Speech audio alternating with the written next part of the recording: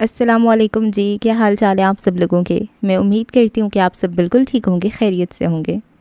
Novel بخت by مہر النساء شاہ میر کی یہ 25ویں قسط ہے۔ چھوٹے محلے میں اس وقت سارے گھروں کی بتیاں گل تھیں۔ دن میں جتنا شور یہاں سنائی دیتا تھا، اس پہر اتنی ہی خاموشی تھی۔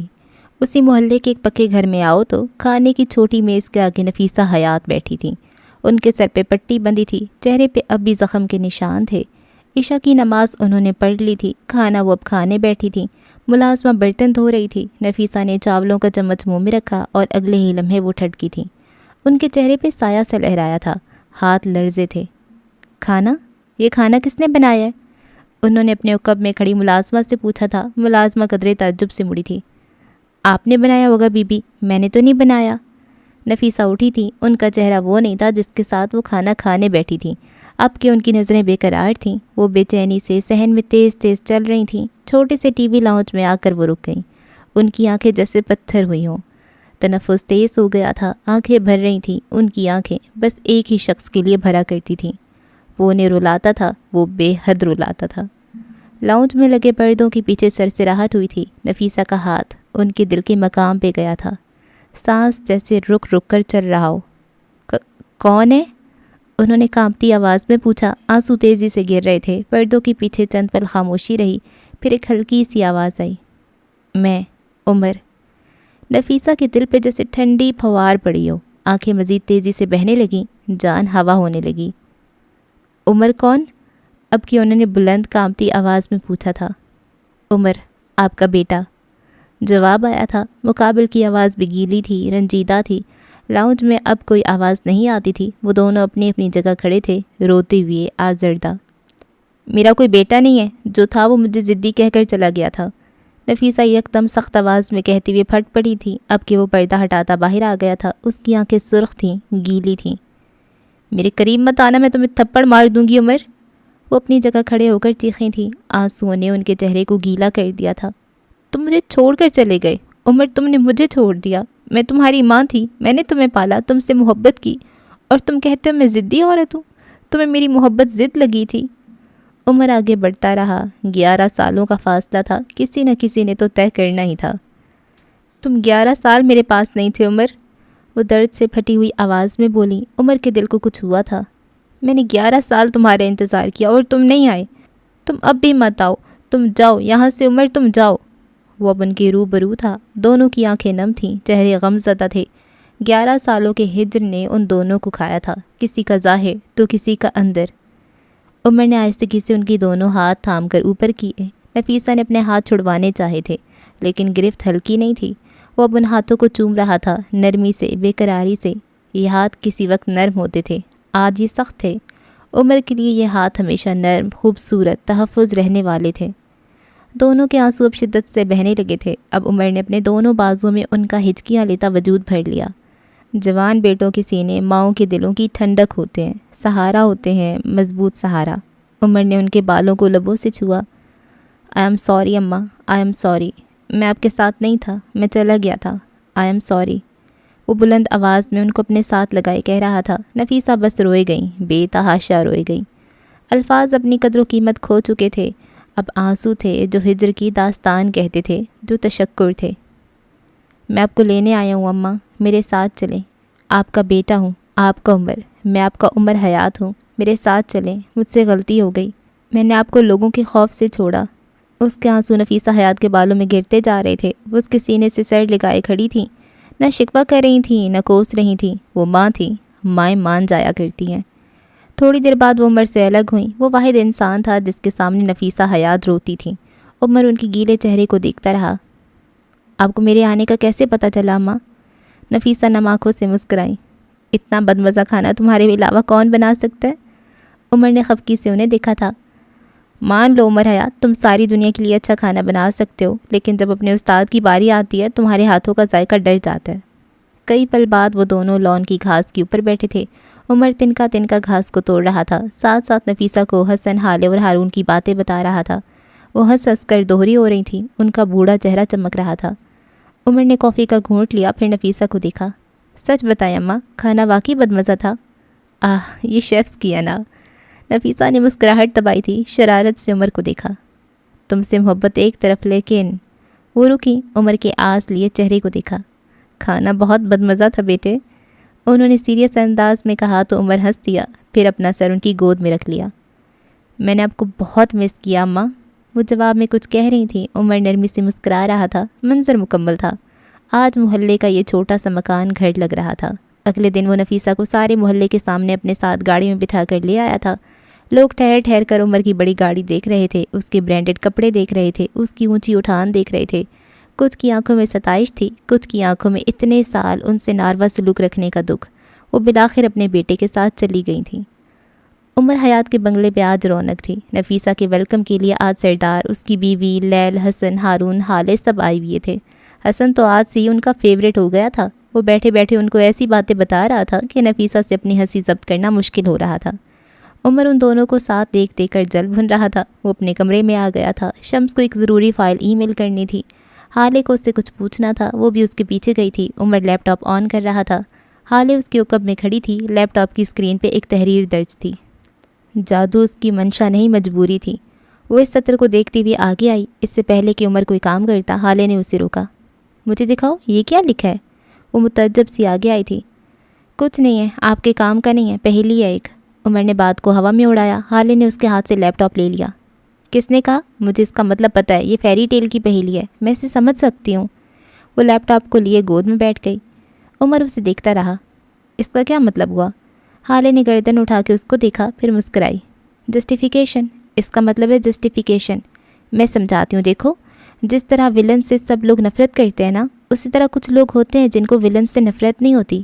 ایسے لوگ ایولش ہوتے ہیں جو خود بھی برے کام کرتے ہیں۔ ان کو ہمیشہ یہی کہنا ہوتا ہے کہ ولن مجبور تھا، ولن کے پاس کوئی اور سہارا، کوئی آسرا تھا۔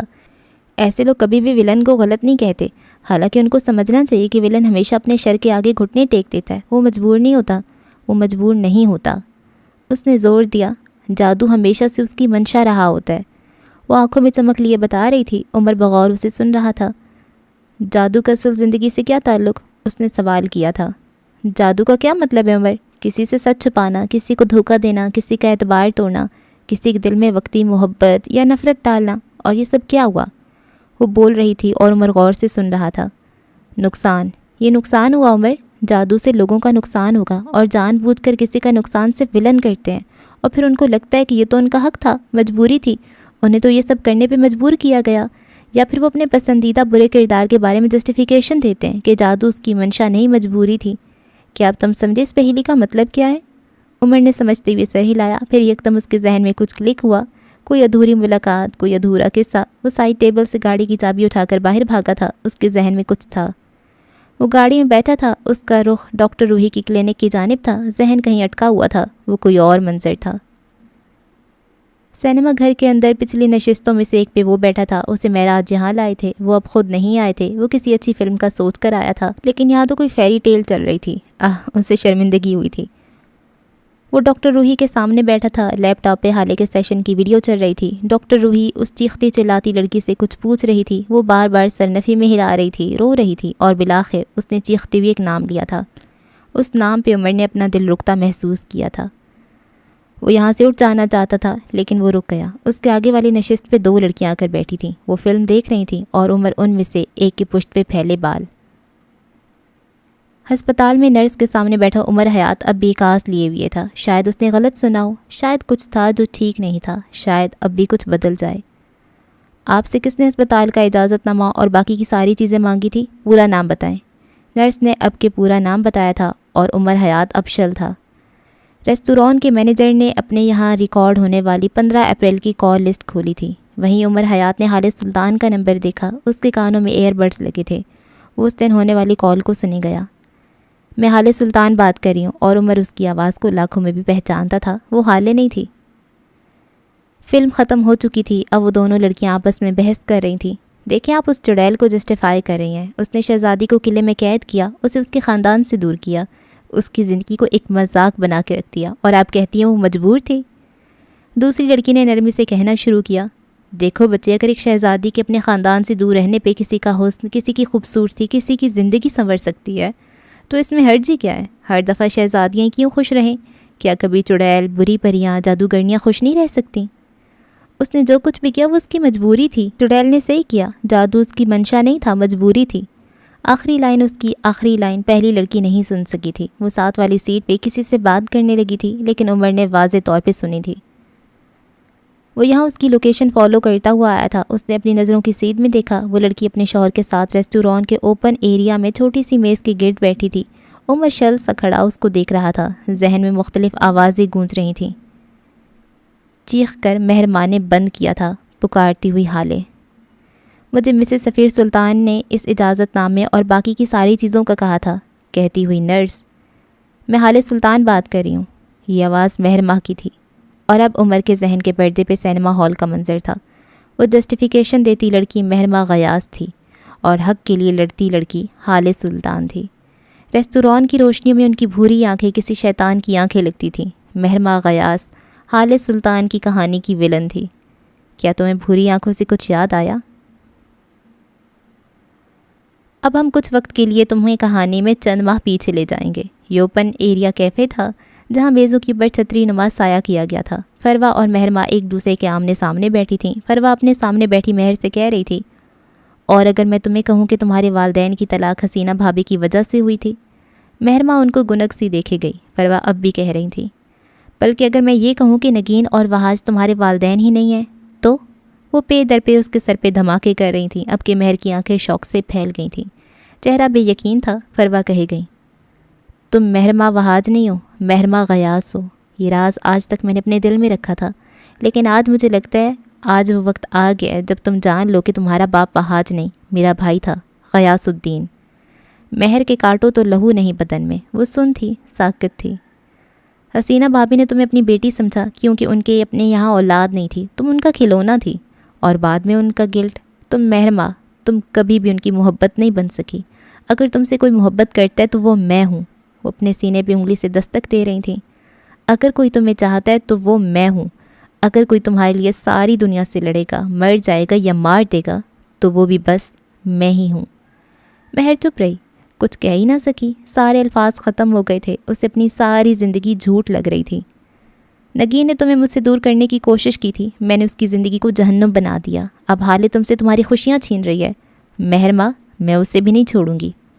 وہ آگے کو ہوئی، مہر ماں کے ساکت ہوئے ہاتھ پہ اپنا ہاتھ رکھا۔ آنکھوں میں ڈھیر و فکر مندی اور محبت لیے وہ اسے تک رہی تھی۔ مہر ماں خالی خالی آنکھوں سے اسے دیکھے گئی۔ میں تم سے محبت کرتی ہوں مہر، ساری دنیا سے زیادہ، سارے انسانوں سے زیادہ، سارے جہان سے زیادہ۔ تم میرے لیے ضروری ہو۔ میں تمہاری ماں باپ، تمہارا خاندان ہوں، اور اب میں تمہیں سفیر دوں گی، جس طرح ساری زندگی تمہیں تمہاری من پسند چیزیں دیں۔ وہ ایک مان، ایک بھروسے سے کہہ رہی تھی۔ مہر ماں اب تک شاکڈ تھی۔ اگلے کئی لمحات میں فروا اسے الف سے یہ تک تمام کہانی کہہ چکی تھیں جو انہوں نے نگین کے ساتھ کیا، جو مہر کی حقیقت تھی۔ مہر ماں سفید پڑتے چہرے اور پھٹتے ہوئے دل کے ساتھ سب سنے گئی۔ اس کا دماغ سائیں سائیں کر رہا تھا۔ وہ بدقت اٹھی تھی، اپنا پرس اٹھایا۔ فروا اس کو دیکھتے ہوئے فکر مندی سے اس کے ساتھ اٹھی تھیں۔ مہر چلی گئی تھی بغیر کچھ کہے سنے، بس وہ چلتی گئی تھی۔ کئی گھنٹے بے چینی میں گزرے۔ بے کلی حد سے سوا تھی۔ شوق کم ہوا تو انتقام نے سر اٹھایا تھا۔ اس ریسٹوران کی ریزرویشن اس نے گھر آ کر کروائی تھی۔ وہ بس سفیر کو حالے کے ساتھ دے کر دل مضبوط کرنا چاہتی تھی، لیکن سارا کھیل تب بدلا تھا جب ریسٹوران میں عمر حیات آیا تھا۔ مہر نے نہ جانے کیوں کس خیال کے تحت اس کی تصاویر لی تھیں اور گھر چلی آئی۔ اس نے وہی تصاویر کسی دوسرے نمبر سے فروا کے نمبر پہ سینڈ کی تھی۔ اس نے یہ کیوں کیا وہ نہیں جانتی تھی۔ جو ایک چیز وہ جانتی تھی وہ یہ تھی کہ مہر ماں مر کر بھی سفیر اور حالے کی شادی نہیں دیکھ سکتی تھی۔ بات اگر سفیر کی ہوتی تو شاید وہ صبر کر بھی جاتی، لیکن یہاں بات یوسف سلطان کی بھی تھی، اور یہاں آ کر مہر ماں کے سارے حواس کام کرنا چھوڑ دیتے تھے۔ اگلی رات وہ فروا سلطان کے کمرے کے باہر کھڑی تھی۔ اس کی آنکھیں، اس کا چہرہ غیر انسانی تھا۔ وہ کسی ہارے ہوئے انسان کی مانند تھی، بلکہ انسان نہیں، وہ ایک گدھ تھی جو بھوک کے ہاتھوں اپنے ہی ساتھی کو مارنا چاہتی تھی، اسی کا کچا گوشت کھا لینا چاہتی تھی۔ دروازہ کھلا تو فروا باہر نکلی۔ مہر کو یوں کھڑے دیکھ کر اسے ذرا بھی حیرت نہیں ہوئی تھی۔ وہ جانتی تھی یہ ہونا ہے۔ آپ کیا کرنے والی ہیں؟ وہ کافی دیر تک فروا کے سامنے کھڑے رہنے کے بعد بولی تو اس کا لہجہ بے تاثر تھا۔ فروا مسکرائی تھیں، ان کی آنکھیں چمک رہی تھیں۔ میں نے سب پلان کر لیا مہر، سب طے ہے، میں بس تمہاری رائے جاننا چاہتی ہوں، کیا تم میرے ساتھ ہو؟ وہ ذرا سی بے چین تھیں۔ مہر نے بھوری بے تاثر آنکھوں سے ان کو دیکھا۔ میں کیوں کچھ کہوں گی؟ میں نیوٹرل رہوں گی آنٹی۔ اگر میرے بغیر کچھ کیے اور کرے مجھے سفیر اور ابا مل جائیں گے تو اس میں غلط کیا ہے؟ لیکن ایک بات یاد رکھیے گا، حالے کو نقصان نہیں ہونا چاہیے، میں اس سے بہت محبت کرتی ہوں۔ آخر میں اس نے یقین دہانی چاہی تھی، پر وہ فوراً مسکرائی تھی۔ تم بے فکر رہو مہر، صرف ایک رات کی بات ہوگی اور اس کے اگلے دن حالے گھر واپس آ جائے گی۔ سفیر سے تمہارا نکاح ہو جائے گا اور حالے کے لیے ہارون تو ہے ہی، وہ تو اسے ہر حال میں قبول کر لے گا۔ وہ حالے پہ گو اپ نہیں کرے گا، تم بس خوش رہو، باقی سب میں دیکھ لوں گی میری جان۔ مہر ان کی بات پہ بس سر ہلا کر رہ گئی تھی۔ اگلے دن اس کی کسی دوست کی عیادت کے لیے جب وہ ہسپتال آئی تب اسے وہی نرس دکھائی دی۔ اس نے حالے کے سامنے اس کے شوہر کی بات کی تھی، پھر نہ جانے کیوں کس خیال کے تحت مہرمان نے اس سے اجازت نامہ اور ہسپتال کی انتظامیہ سے فوٹیج نکلوا لی تھی۔ فوٹیج میں عمر اور حالے تھے، کچھ وقت بعد ہارون بھی تھا، لیکن مہرمان نے خود کو ہارون کی فوٹیج ڈیلیٹ کرنے کا حکم دیتے ہوئے سنا۔ اس نے ان سب کے لیے سفیر کے تعلقات استعمال کیے تھے، لیکن کچھ یوں کہ سفیر کو اندازہ نہیں ہو سکا وہ اصل میں کیا کرنا چاہ رہی ہے۔ اگلے منظر میں وہ ہارون کو فون کرتی نظر آ رہی تھی۔ ہارون، تم اس رات اس لڑکے کو حالے کے ساتھ ہسپتال لائے تھے؟ وہ اسپتال کی راہداریوں میں چلتے ہوئے پوچھ رہی تھی۔ آگے سے ہارون نے شاید بات کور کرنی چاہی تھی جب مہرمان نے اسے سختی سے ڈپٹ دیا تھا۔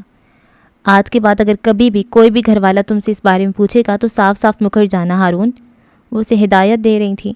تم نہیں جانتے، حالے نہیں جانتے یہ کتنی بڑی مصیبت ہے۔ اگر سفیر کو پتہ لگ گیا تو وہ 1 منٹ نہیں لگائے گا حالے کو چھوڑنے میں۔ کیا تم ایسا چاہتے ہو؟ ہارون نے بھی اختیار نہ کہا تھا۔ مہر نے گہری سانس لی اور فون بند کر دیا۔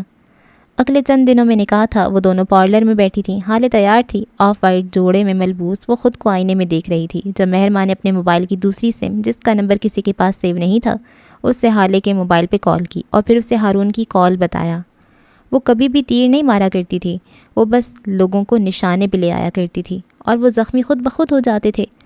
وہ سائیکالوجی میں گولڈ میڈلسٹ تھی، اسے لوگوں کے دماغوں پہ حکومت کرنا اور ان کے اندر اپنی بات ڈالنا آتا تھا۔ لوگ اسے جینیس کہتے تھے، لیکن وہ ایول جینیس تھی۔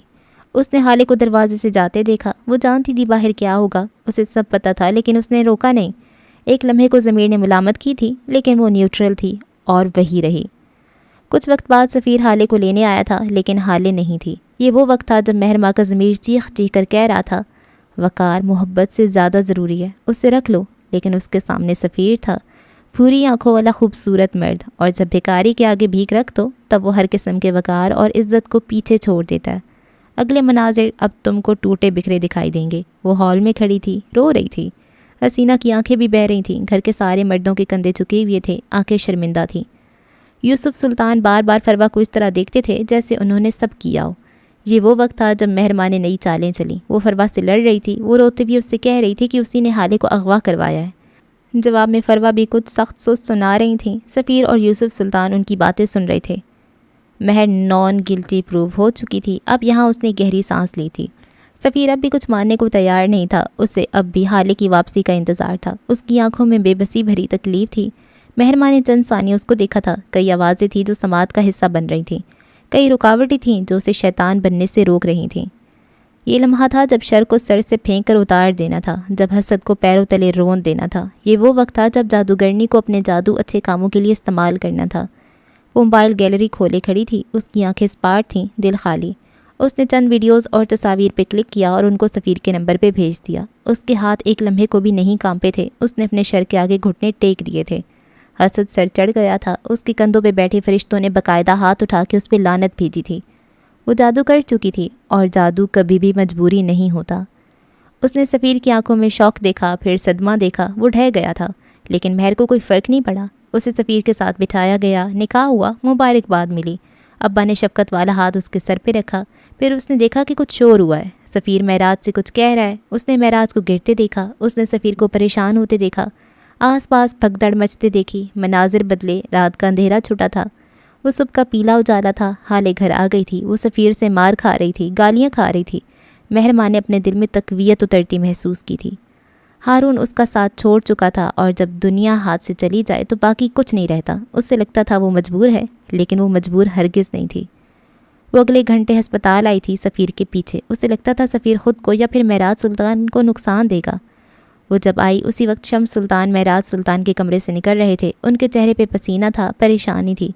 ڈاکٹر عبدالحفیظ پیرزادہ اندر کمرے میں گئے تھے، مہرماں راہداری کے سرے پہ کھڑی سب دیکھ رہی تھی، اور پھر وہ اندر داخل ہوئی تھی۔ قدم من بھر کے تھے، دل گالیاں دے رہا تھا، کوس رہا تھا، ضمیر نے لاکھ ملامت کی تھی، لیکن اس کے قدم نہیں رکے تھے۔ وہ اندر آ گئی تھی۔ ڈاکٹر نے اسے روکنا چاہا لیکن پیسہ بولتا ہے اور ایسا بولتا ہے کہ ہر ایک کو خاموش کروا دیتا ہے۔ وہ کافی دیر وہاں کھڑی رہی، خاموشی سے ڈاکٹرز کو علاج کرتے دیکھتی رہی۔ پھر ڈاکٹر عبدالحفیظ پیر زادہ باہر چلے گئے تھے۔ جاتے وقت ان کی گردن جھکی ہوئی تھی اور دل پہ بوجھ تھا۔ معراج سلطان آرام دہ دوائیوں کے زیر اثر سو رہے تھے۔ مہرماں چند لمحے ان کے سر پہ کھڑی انہیں گھورتی رہی، دیکھتی رہی۔ پھر اس نے آہستگی سے کہنا شروع کیا تھا، آپ آدھے مر چکے ہیں بابا۔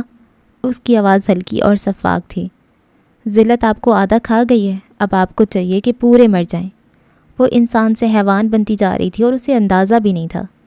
میں آپ سے بہت محبت کرتی ہوں بابا، بہت زیادہ محبت، لیکن آپ جنگل کے بادشاہ ہیں۔ آپ واپس آ گئے تو گدھ ایک بار پھر دیش نکال کا حکم سنائیں گے۔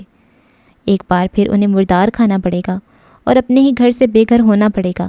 آخر کب تک گدھ بن باز سہیں؟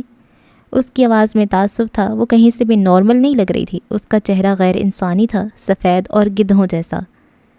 میں آپ کو یہاں چھوڑ جاؤں گی اور آپ واپس آ جائیں گے۔ آپ اکیلے واپس آتے تو مجھے کوئی دکھ نہ ہوتا، آپ حالے کو ساتھ لائیں گے، اور اس کے ہوتے بھی نہ ابا میرے نہ سفیر میرا۔ اس کی آواز میں کرب شامل ہوا تھا۔ میں مجبور ہوں بابا، بے حد مجبور۔ آپ کو جانا ہوگا یہاں سے، دور، بے حد دور، جہاں ایک اچھی زندگی آپ کی منتظر ہے۔ اس نے کہتے ساتھ ان کے سر کے نیچے رکھا تکیہ کھینچ کر نکالا تھا۔ معراج بے دم تھے، ان کی سانسیں بے ترتیب تھیں، بیماری نے انہیں مار گرا دیا تھا۔ یہ میری زندگی کا پہلا قتل نہیں ہے بابا، اس نے کہتے ساتھ تکیہ ان کے منہ پہ رکھا تھا۔ اسی لمحے معراج ہوش میں آ گئے تھے، لیکن کچھ سمجھ نہیں سکے تھے۔ وہ نقاہت زدہ تھے اور کچھ غائب دماغ بھی۔ مہر کی آوازیں ان کے کان میں پڑ رہی تھیں، لیکن وہ ان کو پروسیس نہیں کر پا رہے تھے۔ میرا پہلا قتل ہمارے کالج کا چپڑاسی تھا، جس نے مجھے حالے کو کلاس میں بند کرتے دیکھ لیا تھا۔ میں نے اس کی چائے میں زہر ملا دیا تھا۔ اس کی آواز، اس کا انداز مشینی تھا۔ آوازیں پروسیس ہونے لگی تھیں، لیکن اسی لمحے مہر نے تکیے کا زور بڑھایا تھا۔ معراج بری طرح ہاتھ پاؤں مارنے لگے تھے۔ مہر ماں زور بڑھاتے ہوئے کہتی رہی، میرا دوسرا قتل وہ کالج کا پروفیسر تھا، جس نے مجھے حالے کو ایکسپلائٹ کرتے دیکھا تھا، جس نے مجھے دن کے وقت حالے سلطان کے پیپر کی جگہ اپنا لکھا ہوا حالے کے رول نمبر سے اپنا لکھا ہوا غلط پیپر آفس میں رکھتے ہوئے دیکھا تھا۔ تکیے کا زور بڑھتا جا رہا تھا، سانسیں رکنے لگی تھیں، مزاحمت دم توڑ رہی تھی، لیکن لفظوں کا زہر ختم نہیں ہو رہا تھا۔ پروفیسر نے نیند کی گولیاں کھا کر خودکشی نہیں کی تھی، میں نے ان کے کھانے میں گولیاں پیس کر ڈال دی تھیں۔ میں ایسا نہیں کرنا چاہتی تھی، لیکن میں مجبور تھی بابا، میں بہت مجبور تھی، وہ عجیب سے لہجے میں کہہ رہی تھی۔ تکیوں کے نیچے پڑے آدمی کی مزاحمت ختم ہو گئی تھی۔ وہ فرشتہ صفت آدمی اب نہیں رہا تھا، وہ جا چکا تھا۔ مہر نے تکیہ ہٹا لیا تھا، اس کی آنکھوں سے آنسو بہہ رہے تھے۔ وہ معراج کو اس طرح ساکت دے کر گہری اذیت میں لگتی تھی۔ آئی ایم سوری بابا، آئی ایم ریئلی سوری، مجھے گدھ بننے پہ آپ ہی لوگوں نے مجبور کیا ہے۔ آئی ایم سوری، وہ بلند آواز میں رو رہی تھی۔ اسی لمحے اس نے قدموں کی چاپ سنی تھی، کوئی تھا جو قریب آ رہا تھا، اور مہرماں قدموں کی چاپ پہچانتی تھی۔ وہ فوراً سے دیوار پہ لگے پردے کی اوٹ میں ہو گئی تھی۔ نوارے دروازہ دھکیل کر اندر آیا تھا، وہ سفیر تھا۔ سرخ آنکھوں اور بلند آواز میں وہ چیخ رہا تھا، چلا رہا تھا، ان سے ان کی بیٹی کا پوچھ رہا تھا، پھر عمر سے نکاح کروانے پہ غرا رہا تھا، اس کے منہ سے کف نکل رہا تھا، پھر دفتن وہ رکا تھا، وہ آگے گیا تھا۔ اس نے معراج سلطان کا ساکت وجود دیکھا اور پھر ان کے دل کے مقام پہ ہاتھ رکھا تھا۔ اگلے ہی لمحے وہ کرنٹ کھا کر دور ہٹا تھا، بلکہ وہ فرش پہ بیٹھ گیا تھا اور بری طرح خوف زدہ تھا۔ اس کی آنکھیں ایک جگہ جم سی گئی تھیں، وہ ساکت تھا، بے سانس، چہرہ سفید پڑ چکا تھا، اس سے لگا تھا وہ اس کی باتیں سن کر مرے ہیں۔ اگلے لمحات تمہیں ٹوٹے بکھرے نظر آئیں گے۔ ڈاکٹرز کی ٹیم سفیر کو باہر نکال رہی تھی، وہ ایک لاش کی مانند ان کے ساتھ چلتے گیا تھا۔ اس دن سفیر سلطان کی گلٹی ہونے کا سفر شروع ہوا تھا۔ مہر ماں باہر نکل آئی تھی، اس نے چپٹ کر دونوں ننھے کیمرے اتارے تھے، اب وہ ان میں اپنی مرضی کی فوٹیج رکھنے والی تھی۔ اگلے منظر میں وہ لان میں بیٹھی تھی، فروا حالے کے بارے میں کچھ کہہ رہی تھی اور مہر بدلے میں حالے کی یاد کا ذکر کر رہی تھی، لیکن اگر تم ذرا جھک کر میز پہ رکھا موبائل دیکھو تو اس پہ کال چل رہی تھی اور اس کال پہ حالے سلطان کا نمبر لکھا تھا۔ اس سے اگلے منظر میں وہ یوسف سلطان کے ڈاکٹر کے سامنے بیٹھی تھی، وہ اس سے کہہ رہے تھے کہ اب یوسف سلطان کو خاص توجہ اور خاص کیئر کی ضرورت ہے، انہیں ٹینشن نہ دی جائے ورنہ وہ پیرالائز ہو سکتے ہیں یا پھر انہیں فالج کا اٹیک بھی ہو سکتا ہے۔ اگلے ہی دن مہر ماں نے جان بوجھ کر ان کے سامنے جھگڑا شروع کر دیا تھا۔ اسے وہ ایسے ہی چاہیے تھے، لاچار، بے بس، حالے سے دور۔ اگلے منظر میں وہ سفیر کی ڈرنک میں ڈرگز ملاتی نظر آ رہی تھی، وہ زیادہ پی لیتا تھا تو اسے حالے سمجھ لیتا تھا، اگر ڈرگز لے گا تو وہ اس سے محبت کی باتیں بھی کرے گا، بس یہی تو تھا اس کے ذہن میں۔ سفیر کی گن لے کر برونو کو مارنے والی بھی وہ خود تھی، عمر اسے اپنا زوال لگتا تھا۔ وہ حالے اور حسن کو اس کے قریب کیسے دیکھ سکتی تھی؟ اس کے بعد وہ بس حالے کو ایکسپلائٹ کرنے کی کوشش کرتی رہی۔ عمر سے حالے کی طلاق اس کا سب سے بڑا مقصد بن گیا تھا۔ وہ سفیر سے مار کھائے، گالیاں کھائے یا پھر وہ نشے میں دھت ہو کر ہی صحیح، اسے مہر کی بجائے حالے سلطان سمجھ کر ہی نظر التفات لٹائے۔ اسے ہر حال میں قبول تھا۔ اسے لاغر، معذور اور بیچارے یوسف سلطان بھی قبول تھے، جو اب اس کے محتاج تھے، جنہیں اب اس کی محبت نہیں ضرورت تھی۔ اسے اپنے لوگوں کو غلام بنا کر رکھنا اچھا لگتا تھا۔ وہ گدھ تھی، اسے مردار کھانا اچھا لگتا تھا۔ موجودہ دن، موجودہ لمحہ۔ عمر حیات اپنی جگہ پہ ساکن کھڑا اسے دیکھ رہا تھا۔ وہ ہنس رہی تھی، مسکرا رہی تھی، اپنے شوہر کی کسی تعریف پہ وہ سرخ ہو رہی تھی۔ اسی لمحے سفیر کا فون بجا تھا۔ آوازوں کا مسئلہ تھا۔ اس کا شوہر اسے اشارے سے ضروری کال کہتا اپنی جگہ سے اٹھ گیا تھا۔ مہر مسکراتے ہوئے پلک جھپکا کر اسے تسلی دیتے ہوئے اسے جاتے دیکھتی رہی تھی۔ عمر نے اپنے قدم اس کی جانب بڑھائے۔ وہ چھوٹے چھوٹے قدم لیتا اس کے قریب آ کر رکا۔ اسی لمحے مہر ماں نے بھی اسے دیکھا۔ آج کچھ تھا جو عمر حیات کی آنکھوں میں بدلا ہوا تھا۔ کوئی پٹی تھی جو اتر چکی تھی۔ ایک لمحے کو مہر ماں ٹھٹکی تھی، پھر اگلے ہی لمحے سنبھل بھی گئی تھی۔ ہیلو عمر وہاج خان، وہ جتاتی مسکراہٹ کے ساتھ بولی تھی۔ عمر مسکرا بھی نہ سکا۔ ہیلو مہر ماں غیاث الدین، وہ بے تاثر لہجے میں بولا تھا۔ حقیقت وہ دونوں جان چکے تھے، اب چھپانے کا کوئی فائدہ نہیں تھا۔ عمر آہستگی سے اس کے سامنے کرسی پہ بیٹھا۔ چند پل وہ دونوں ایک دوسرے کو دیکھتے رہے، پھر مہر نے اس خاموشی کو توڑا تھا۔ کیا میں مان لوں کہ تم اب وہ بھی سب کچھ نہیں جانتے؟ اس کی آنکھوں میں دیکھتی کس ٹھٹائی سے پوچھ رہی تھی۔ عمر چند پل کچھ کہہ ہی نہ سکا۔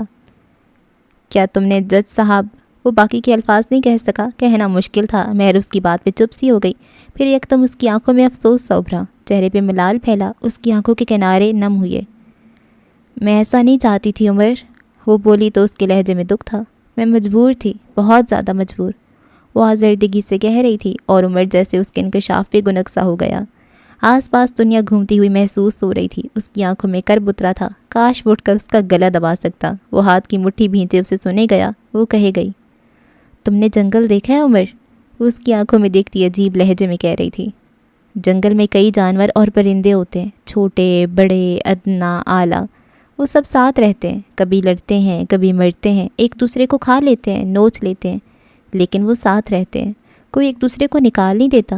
لیکن ایک پرندہ ہے جسے جنگل سے نکال دیا گیا، دیش نکالا سمجھتے ہو؟ عمر بس اپنی آنکھوں میں تپش لیے اسے دیکھی گیا۔ وہ کہتی رہی، جب اسے جنگل سے نکالا گیا تو گدھوں نے آبادی کا رخ کیا۔ گدھ جانوروں کو چھوڑ انسانوں کا مردار گوشت کھانے لگے، ہر طرح کا چھوٹا بڑا مردار، حلال، ہر طرح کا گوشت۔ تمہیں لگتا ہے یہ گدھوں کی صفاکی تھی؟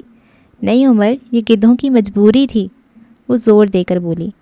وہ مجبور تھے، میں بری نہیں ہوں، میں بس گدھ ہوں جسے کبھی اپنا سمجھا ہی نہیں گیا، جس نے سلطان منزل کے جنگل میں زندگی کے 29 سال گزار دیے، لیکن کسی نے اسے قبول نہیں کیا۔ اب میں اگر گدھ بن کر مردار کھانے لگ گئی تو اس میں میرا کیا قصور ہے؟ اسی لمحے سفیر ان کی طرف آتا دکھائی دیا۔ اس کی کال لمبی ہو گئی تھی، لیکن وہ ان سے 2 میز دور تھا جب کسی جاننے والے نے اسے روک لیا۔ عمر نے سمجھنے والے انداز میں سر ہلایا، ایک سخت نظر مہر ماہ پہ ڈالی اور کہنا شروع کیا، تم نے میرا بخت کھایا مہر ماہ۔ عمر اس کو دیکھ کر بول رہا تھا، میرے رشتے، میرے پیسے، میرا حق، میری عیاشی، تم نے سب کھایا۔ ایک زندگی تھی جو تم نے میری جگہ گزاری، اور اب، اس نے اپنی آواز دھیمی کر لی، اب وقت ہے کہ تم حساب دو۔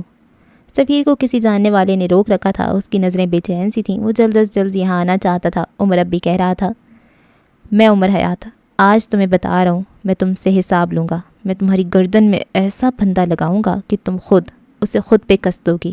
اتنا عرصہ میں تمہیں سمجھ نہیں پایا کیونکہ میں وکٹم بن رہا تھا، لیکن آج اور ابھی سے عمر حیات کہانی کا ولن ہے، یاد رکھنا۔ مہر ماں ابرو اوپر کھینچے اسے دیکھ رہی تھی۔ اب کہانی میں اصل مزہ آنے لگا تھا۔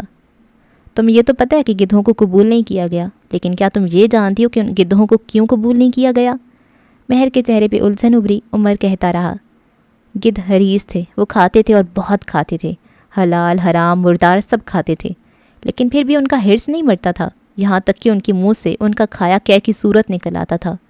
ہاضمہ خراب ہو جاتا تھا، لیکن وہ پھر بھی کھاتے تھے کیونکہ گدھ حریص تھے۔ وہ اتنا کھا کر کے پاگل ہونے لگے تھے۔ ساری رات گدھ سوتے نہیں تھے، ان کا حرص، ان کا حسد انہیں سونے نہیں دیتا تھا۔ گدھوں کو نکالا جانا ظلم نہیں، جنگل کی صفائی تھی۔ وہ ایک ایک لفظ پہ زور دے کر بولا تھا، تم نے بہت مردار کھایا ہوگا، بہت گوشت کے ٹکڑے حلق سے اندر اتارے ہوں گے، لیکن میں گوشت کا وہ ٹکڑا ہوں جو 7 پانیوں سے بھی نہیں نکلے گا، میں تمہارے حلق میں اٹک جاؤں گا، اس طرح کہ تمہاری سانس بند ہونے لگے گی۔ تم اگر گدھ ہو تو میں تم سے بڑا گدھ ہوں۔ شاید تم بھول رہی ہو مہرما، ہم دونوں ایک ہیں، ہم دونوں ایک ہی دن پیدا ہوئے ہیں، ہمارے اندر ایک جیسا شر ہے۔ بس فرق یہ ہے کہ میں نے اپنے شر پہ قابو پا رکھا ہے، لیکن اب میں تمہیں بتاؤں گا کہ اصل گدھ کون ہے۔ مہرما کچھ نہیں بولی، وہ بس محظوظ سی اسے دیکھ رہی تھی۔ تم فیری ٹیلز دیکھتے ہو عمر؟ وہ مسکراتے ہوئے پوچھ رہی تھی۔ عمر آنکھوں میں تیش لیے اسے دیکھ رہا تھا۔ نہیں دیکھتے ہوگے ہے نا؟ مہرما نے اضافہ کیا۔ میں دیکھتی ہوں، بہت زیادہ دیکھتی ہوں، اور پتہ ہے کیا، مجھے فیری ٹیلز میں ہمیشہ وہ لوگ پسند تھے جو ایول تھے۔ مجھے وہ جادوگرنی پسند تھی جس نے راپنزل کو قید کر لیا تھا۔ کچھ عرصہ ہی صحیح، لیکن وہ خوبصورت زندگی گزارتی رہی۔ مجھے وہ ستیلی ماں پسند تھی جس نے شہزادی کو محل سے دربدر کر دیا۔ چاہے کچھ عرصہ ہی صحیح، لیکن شہزادی نے ٹھوکریں تو کھائی نا۔ مجھے ہر برا کردار پسند ہے، مجھے ہر وہ انسان پسند ہے جو اپنا حق، اپنی محبت چھین لیتا ہے۔ اور رہی بات بدلے کی، انتقام کی، تو وہ تم مجھ سے نہیں لے سکتے عمر۔ تمہارے پاس ایک واحد چیز، واحد رشتہ حال ہے، اور تم دیکھنا میں اسے تم سے کس طرح الگ کروں گی۔ نہ تم کہانی کے شہزادے ہو، نہ وکٹم، اب تم کہانی کے دیو ہو، اور دیووں کی جان ہمیشہ ایک ننھی چڑیا میں ہوتی ہے۔ میں اس چڑیا کی مالک ہوں۔ تم دیکھنا عمر، میں تمہارے بخت سے تمہاری آخری محبت کیسے کھروچ کر مٹاتی ہوں۔ سفیر قریب آ چکا تھا۔ عمر خاموش ہو کھڑا رہا، سپاٹ سرد آنکھوں سے اسے دیکھتا ہوا۔ تم میری بیوی سے کیا بات کر رہے ہو؟ اس کا لہجہ سخت تھا، مشکوک سا۔ عمر اب کے سفیر کی جانب مڑا، چہرہ حتی الامکان بے تاثر رکھا۔ چند ثانیہ سفیر کو گھورتا رہا اور پھر مڑ گیا۔ وہ بہت بری طرح ڈسٹرب تھا، شاید ہرٹ بھی۔ وہ مڑ گیا تو سفیر نے تندی سے مہرما کو دیکھا۔ تم یہی آدمی ملا تھا بات کرنے کو؟ اس کا لہجہ سخت تھا۔ میں اس سے بس حالے کے بارے میں بات کر رہی تھی، آپ کو برا لگا؟ وہ ہلکی آواز میں پوچھ رہی تھی۔ سفیر نرم پڑا اور گھوم کر اپنی جگہ پہ آ بیٹھا۔ چھوڑو اسے، تم بتاؤ کھانا کیسا ہے؟ اس نے بات بدل دی تھی۔ مہرما اب اس سے کچھ کہہ رہی تھی، سفیر سن رہا تھا یا پھر شاید نہیں۔ سچ تو یہ تھا کہ عمر کو دیکھ کر آج بھی اس کے دل کے زخم ہرے ہو جاتے تھے۔ شاید وہ واقعی حالے سے محبت کرتا تھا، کیا پتہ۔ عمر حیات کے بنگلے پہ رات اتر آئی تھی۔ لاؤنج میں اب تک آوازیں آ رہی تھیں۔ حسن اپنی سابقہ جگہ پہ براجمان تھا۔ نفیسہ حیات کا فیوریٹ بچہ لیل جانے کی تیاری میں کھڑی تھی اور اب ہارون سے منت کر رہی تھی کہ وہ اسے گھر چھوڑائے۔ حالے کچن میں تھی، کافی بناتی ہوئی۔ ہارون کیا تکلیف ہے تمہیں؟ چھوڑاؤ نا مجھے۔ لیل سخت خوف زدہ تھی۔ ہارون نے نفی میں سر ہلایا۔ ہرگز نہیں، میں نے جو تمہاری پینٹنگ بنائی تھی پہلے اس کی تعریف کرو۔ عجیب ضد تھی بھائی۔ تم اٹھ رہے ہو یا پھر میں تمہارا سر پھاڑ دوں؟ وہ ضبط سے پوچھ رہی تھی۔ تم مجھ پہ ہاتھ اٹھاؤ گی تو کیا میں نے چوڑیاں پہن رکھی ہیں؟ تم عورت پہ ہاتھ اٹھاؤ گے؟ لیل کو یہاں کر صدمہ ہی تو لگا تھا۔ ہارون مسکرایا تھا۔ میں عورت پہ برش اٹھاؤں گا اور ایسے بھیانک طریقے سے تمہارا چہرہ پینٹ کروں گا کہ تم ساری زندگی یاد رکھو گی۔ لیل کا سانس جیسے سینے میں اٹک گیا۔ اس کی حسین عربی آنکھیں، اس نے فوراً پینترا بدلا تھا۔ تم تو میرے اچھے دوست ہو ہارون، میں بس تم سے مذاق کر رہی تھی۔ تم اس دنیا کے سب سے بہترین پینٹر ہو، میں تمہاری سب سے بڑی فین ہوں۔ عمر میں نا؟ ہاں میں جانتا ہوں، تو میری فین لسٹ میں سب سے بڑی عمر کی عورت ہو۔ اور بس یہاں لیل سکندر کی بس ہو چکی تھی۔ وہ اپنا بیگ جپٹتے ہوئے اٹھی تھی، ہارون پہ جہنم میں جاؤ والی نظر ڈالی اور آگے بڑھ گئی۔ ہارون بھی اٹھ کھڑا ہوا تھا اور مسکراتے ہوئے اس کے پیچھے گیا تھا۔ اب وہ سارا راستہ اس سے لڑتے ہوئے جائے گی، وہ جانتا تھا، لیکن وہ بھی کیا کرے؟ جو سکون لیل کو تپا کر ملتا تھا وہ کہیں اور نہیں تھا۔ وہ چلے گئے تو لاؤنج خالی ہو گیا۔ نفیسہ بھی اٹھ کر اپنے کمرے میں چلی گئی تھی۔ حسن کو حالے نے بلا لیا تھا۔ وہ کچن میں کھڑی حسن سے اس کے کالج کے متعلق کوئی بات کہہ رہی تھی۔ جب عمر اندر جاتا دکھائی دیا، اس کے جاتے جاتے ایک نظر حالے کو دیکھا اور پھر اسی طرف آ گیا تھا۔ اس کی رنگت نچڑی ہوئی تھی، چہرہ عجیب تھا، صاف ظاہر تھا وہ ڈسٹرب ہے۔ وہ کچن میں ایک دوسرے کے آمنے سامنے کھڑے تھے۔ حسن نامحسوس انداز میں باہر نکل گیا تھا۔ عمر نے حالے کو دیکھا۔ کیا وہ اسے بتا دے؟ کیا وہ یقین کر لے گی؟ کیا اسے کوشش نہیں کرنی چاہیے؟ اس نے گلا تر کیا، کہنے کو الفاظ جمع کیے۔ اگر میں کسی دن کوئی ایسی بات کہہ دوں جس سے آپ نے اپنے وہم و گمان میں بھی نہ سوچا ہو، تو کیا آپ میرا اعتبار کریں گی؟ وہ بڑے دنوں بعد آج پھر سے آپ کہہ رہا تھا، الفاظ جوڑ جوڑ کر اس کی آنکھوں میں دیکھ کر سوال کرتا۔ یہ اس کا عمر تھا؟ ہاں یہ وہی تھا۔ حالے نے بازو سینے پہ باندھ کے اسے دیکھا تھا۔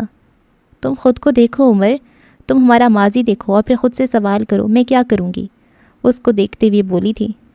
مجھے معاف کر دو حالے، میں آج اپنی غلطی مانتا ہوں۔ میں نے جو بھی تمہارے ساتھ کیا وہ غلط تھا، لیکن اب میں اپنے عمل پہ شرمندہ ہوں۔ کیا ہم ایک دوسرے کو موقع نہیں دے سکتے؟ وہ آج مختلف لگ رہا تھا، وہ اسے روک رہا تھا، شاید خوف زدہ تھا۔ مجھے جانے دو عمر، ہم دونوں کے حق میں یہی بہتر ہوگا۔ طلاق ایک نہ ایک دن ہونی ہے۔ ضروری نہیں ہے کہ ہماری طلاق ہو جائے، عمر نے ناگواری سے ٹوکا تھا۔ حالے مسکرائی تھی، اذیت سے، کرب سے۔ کیوں عمر، ہماری طلاق کیوں نہیں ہوگی؟ Because I am the woman you love with all your heart. یا پھر تم میرے ساتھ جینا چاہتے ہو؟ لیکن تم تو کہتے ہو کہ ان میں سے ایک بات مذاق تھی اور ایک بابا کی خواہش۔ عمر کا سر جھکا تھا، اسے پشیمانی ہوئی، حال تکلیف سے کہہ رہی تھی۔ تم کہتے ہو تمہارے استاد نے تمہیں جو سکھایا وہ صحیح تھا اور تم ویسا ہی کرو گے، اور اب تم اپنے عمل پہ معافی بھی مانگ رہے ہو۔ تم چاہتے ہو میں تم پہ اعتبار کروں، لیکن تم خود ایسا نہیں کرنا چاہتے۔ تمہاری کوئی بات سچی نہیں ہے عمر، تم جھوٹے ہو، تم اندر سے ایک شکی آدمی ہو، تم ایک سیلف آبسیسڈ آدمی ہو جس سے لگتا ہے اسے سب پتہ ہوتا ہے۔ نہالے کی آواز اونچی تھی، نہ اس میں طنز تھا، پھر بھی عمر کو اس کی باتیں چابک جیسی لگی تھیں۔ تم آج کہیں سے ہماری کہانی کا کوئی نیا سچ جان کر آئے ہو، لیکن تم مجھے بتا نہیں رہے۔ بات یہ نہیں ہے کہ میں تم پہ اعتبار نہیں کرتی، بات یہ ہے کہ تم… وہ آگے آئی، عمر کے سینے پہ انگلی سے دستک دی۔ تم مجھ پہ اعتبار نہیں کرتے، ورنہ میں تو وہی ہوں جسے آدھی رات میں تم نے کہا تھا کہ میں جینا چاہتا ہوں اور میں نے اعتبار کر لیا تھا۔ عمر نے ایک جھٹکے سے گردن اٹھا کے اس کو دیکھا تھا۔ اس کی آخری بات میں کچھ تھا کہ ٹھٹکا جائے، کچھ ایسا کہ وہ سچی لگے۔ وہ اب بھی اس کے سامنے کھڑی تھی، اس کی آنکھوں میں اپنی نم ہوتی آنکھیں گاڑے ہوئے، ان میں تکلیف تھی، واضح تکلیف۔ تم چاہتے ہو میں یہاں رہوں، لیکن تم پورا ایک ماہ کہاں تھے عمر؟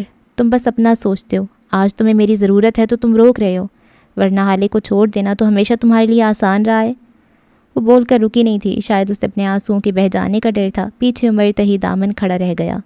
پولیس والا اگر اعتبار کر لے تو نری موت مرے۔ یاقوت مرزا کا کمرہ آج خاموش سا تھا۔ نرمین آج نو کے ساتھ تھی، شاید وہ تھوڑی دیر تک اسے چھوڑنے آ بھی جاتا۔ یاقوت مرزا آئینے کے سامنے کھڑا اپنے بالوں میں اسپرے کر رہا تھا۔ وہ کافی بدلا ہوا سا تھا، اس کے چہرے پہ بے چینی سی تھی، سنجیدگی بھی۔ شاید کچھ سوال تھے جن کے جواب اسے مل نہیں پا رہے تھے۔ وہ تیار ہو کر لاؤنج میں آیا، صوفے پہ اس کے دوست بیٹھے تھے، دیوار گیر ٹی وی پہ خبر چل رہی تھی۔ ناظم آباد سے خبر شامل کرتے چلیں۔ اطلاع ملی ہے کہ ناظم آباد سے لاپتہ ہونے والی اقرا خالد کی زیادتی شدہ لاش پولیس کو مل گئی ہے۔ بتایا جا رہا ہے کہ اقرا کے ساتھ متعدد افراد نے… یاقوت نے آگے بڑھ کر ریموٹ کی مدد سے رپورٹر کی آواز کا گلا گھونٹ دیا۔ اس کا چہرہ اب بالکل بھی نارمل نہیں تھا، وہ ڈرا ہوا، گلٹی سا لگتا تھا۔ اسے اب لگتا تھا کہ جو اس نے کیا ہے وہ گناہ ہے۔ بند کیوں کر دیا یاقوت؟ سننے تو دیتے، آخر وہ بغیرت لوگ پکڑے بھی گئے ہیں یا نہیں؟ اس کی ایک دوست بولی تھی۔ یاقوت ایک سنگل صوفے پہ آ کر بیٹھا، ہاتھ نامحسوس انداز میں بازو کو کھجا رہا تھا، کبھی گردن۔ آس پاس خنزیروں کی بو پھیلنے لگی تھی، جسم سے چپکا نادیدہ چیچک اب نظر آنے لگا تھا۔ کیا بغیرت ہے وہ؟ ہاں، اور وہ لڑکی، اس کی کوئی غلطی نہیں ہے، کیوں نکلی تھی شام میں گھر سے؟ وہ چڑھ دوڑا تھا۔ پاس بیٹھے شان نے افسوس سے اس کو دیکھا۔ یاقوت تم وکٹم بلیمنگ کر رہے ہو، اور وہ لڑکی اپنے باپ کی دوائی لینے نکلی تھی۔ اس کا باپ ایک بیٹا نہیں پیدا کر سکا جو آدھی رات کے وقت اس کی دوا لے کر آتا اور ریپ نہ ہوتا؟ وہ تلخی سے بولا۔ یاقوت کو بے اختیار اپنے آس پاس آکسیجن کی کمی محسوس ہوئی تھی۔ بیٹا ہوتا بھی تو کیا ہو جاتا؟ اب کے نوید بولا تھا۔ کیا لڑکے ریپ نہیں ہو رہے؟ حمزہ متین کا کیس بھول رہے ہو تم؟ 1 ہفتہ پہلے اس کو اجتماعی زیادتی کے ساتھ قتل کر دیا گیا۔ ریپسٹ جینڈر نہیں دیکھتے؟ یاقوت نے مردہ آنکھوں سے ان کو دیکھا۔ اس کے پاس کہنے کو کچھ نہیں تھا، وہ جسے گناہ مان ہی نہیں رہا تھا آج وہی عمل گلے کا پھندا بننے لگا تھا۔ ایسا بھی تو ہو سکتا ہے کہ اس نے یہ سب کسی مجبوری میں کیا ہو۔ یاقوت کی حلق سے پھنسی پھنسی آواز نکلی تھی، اسے لگ رہا تھا وہاں بیٹھے تمام لوگ اس پہ ہنس رہے ہوں جیسے۔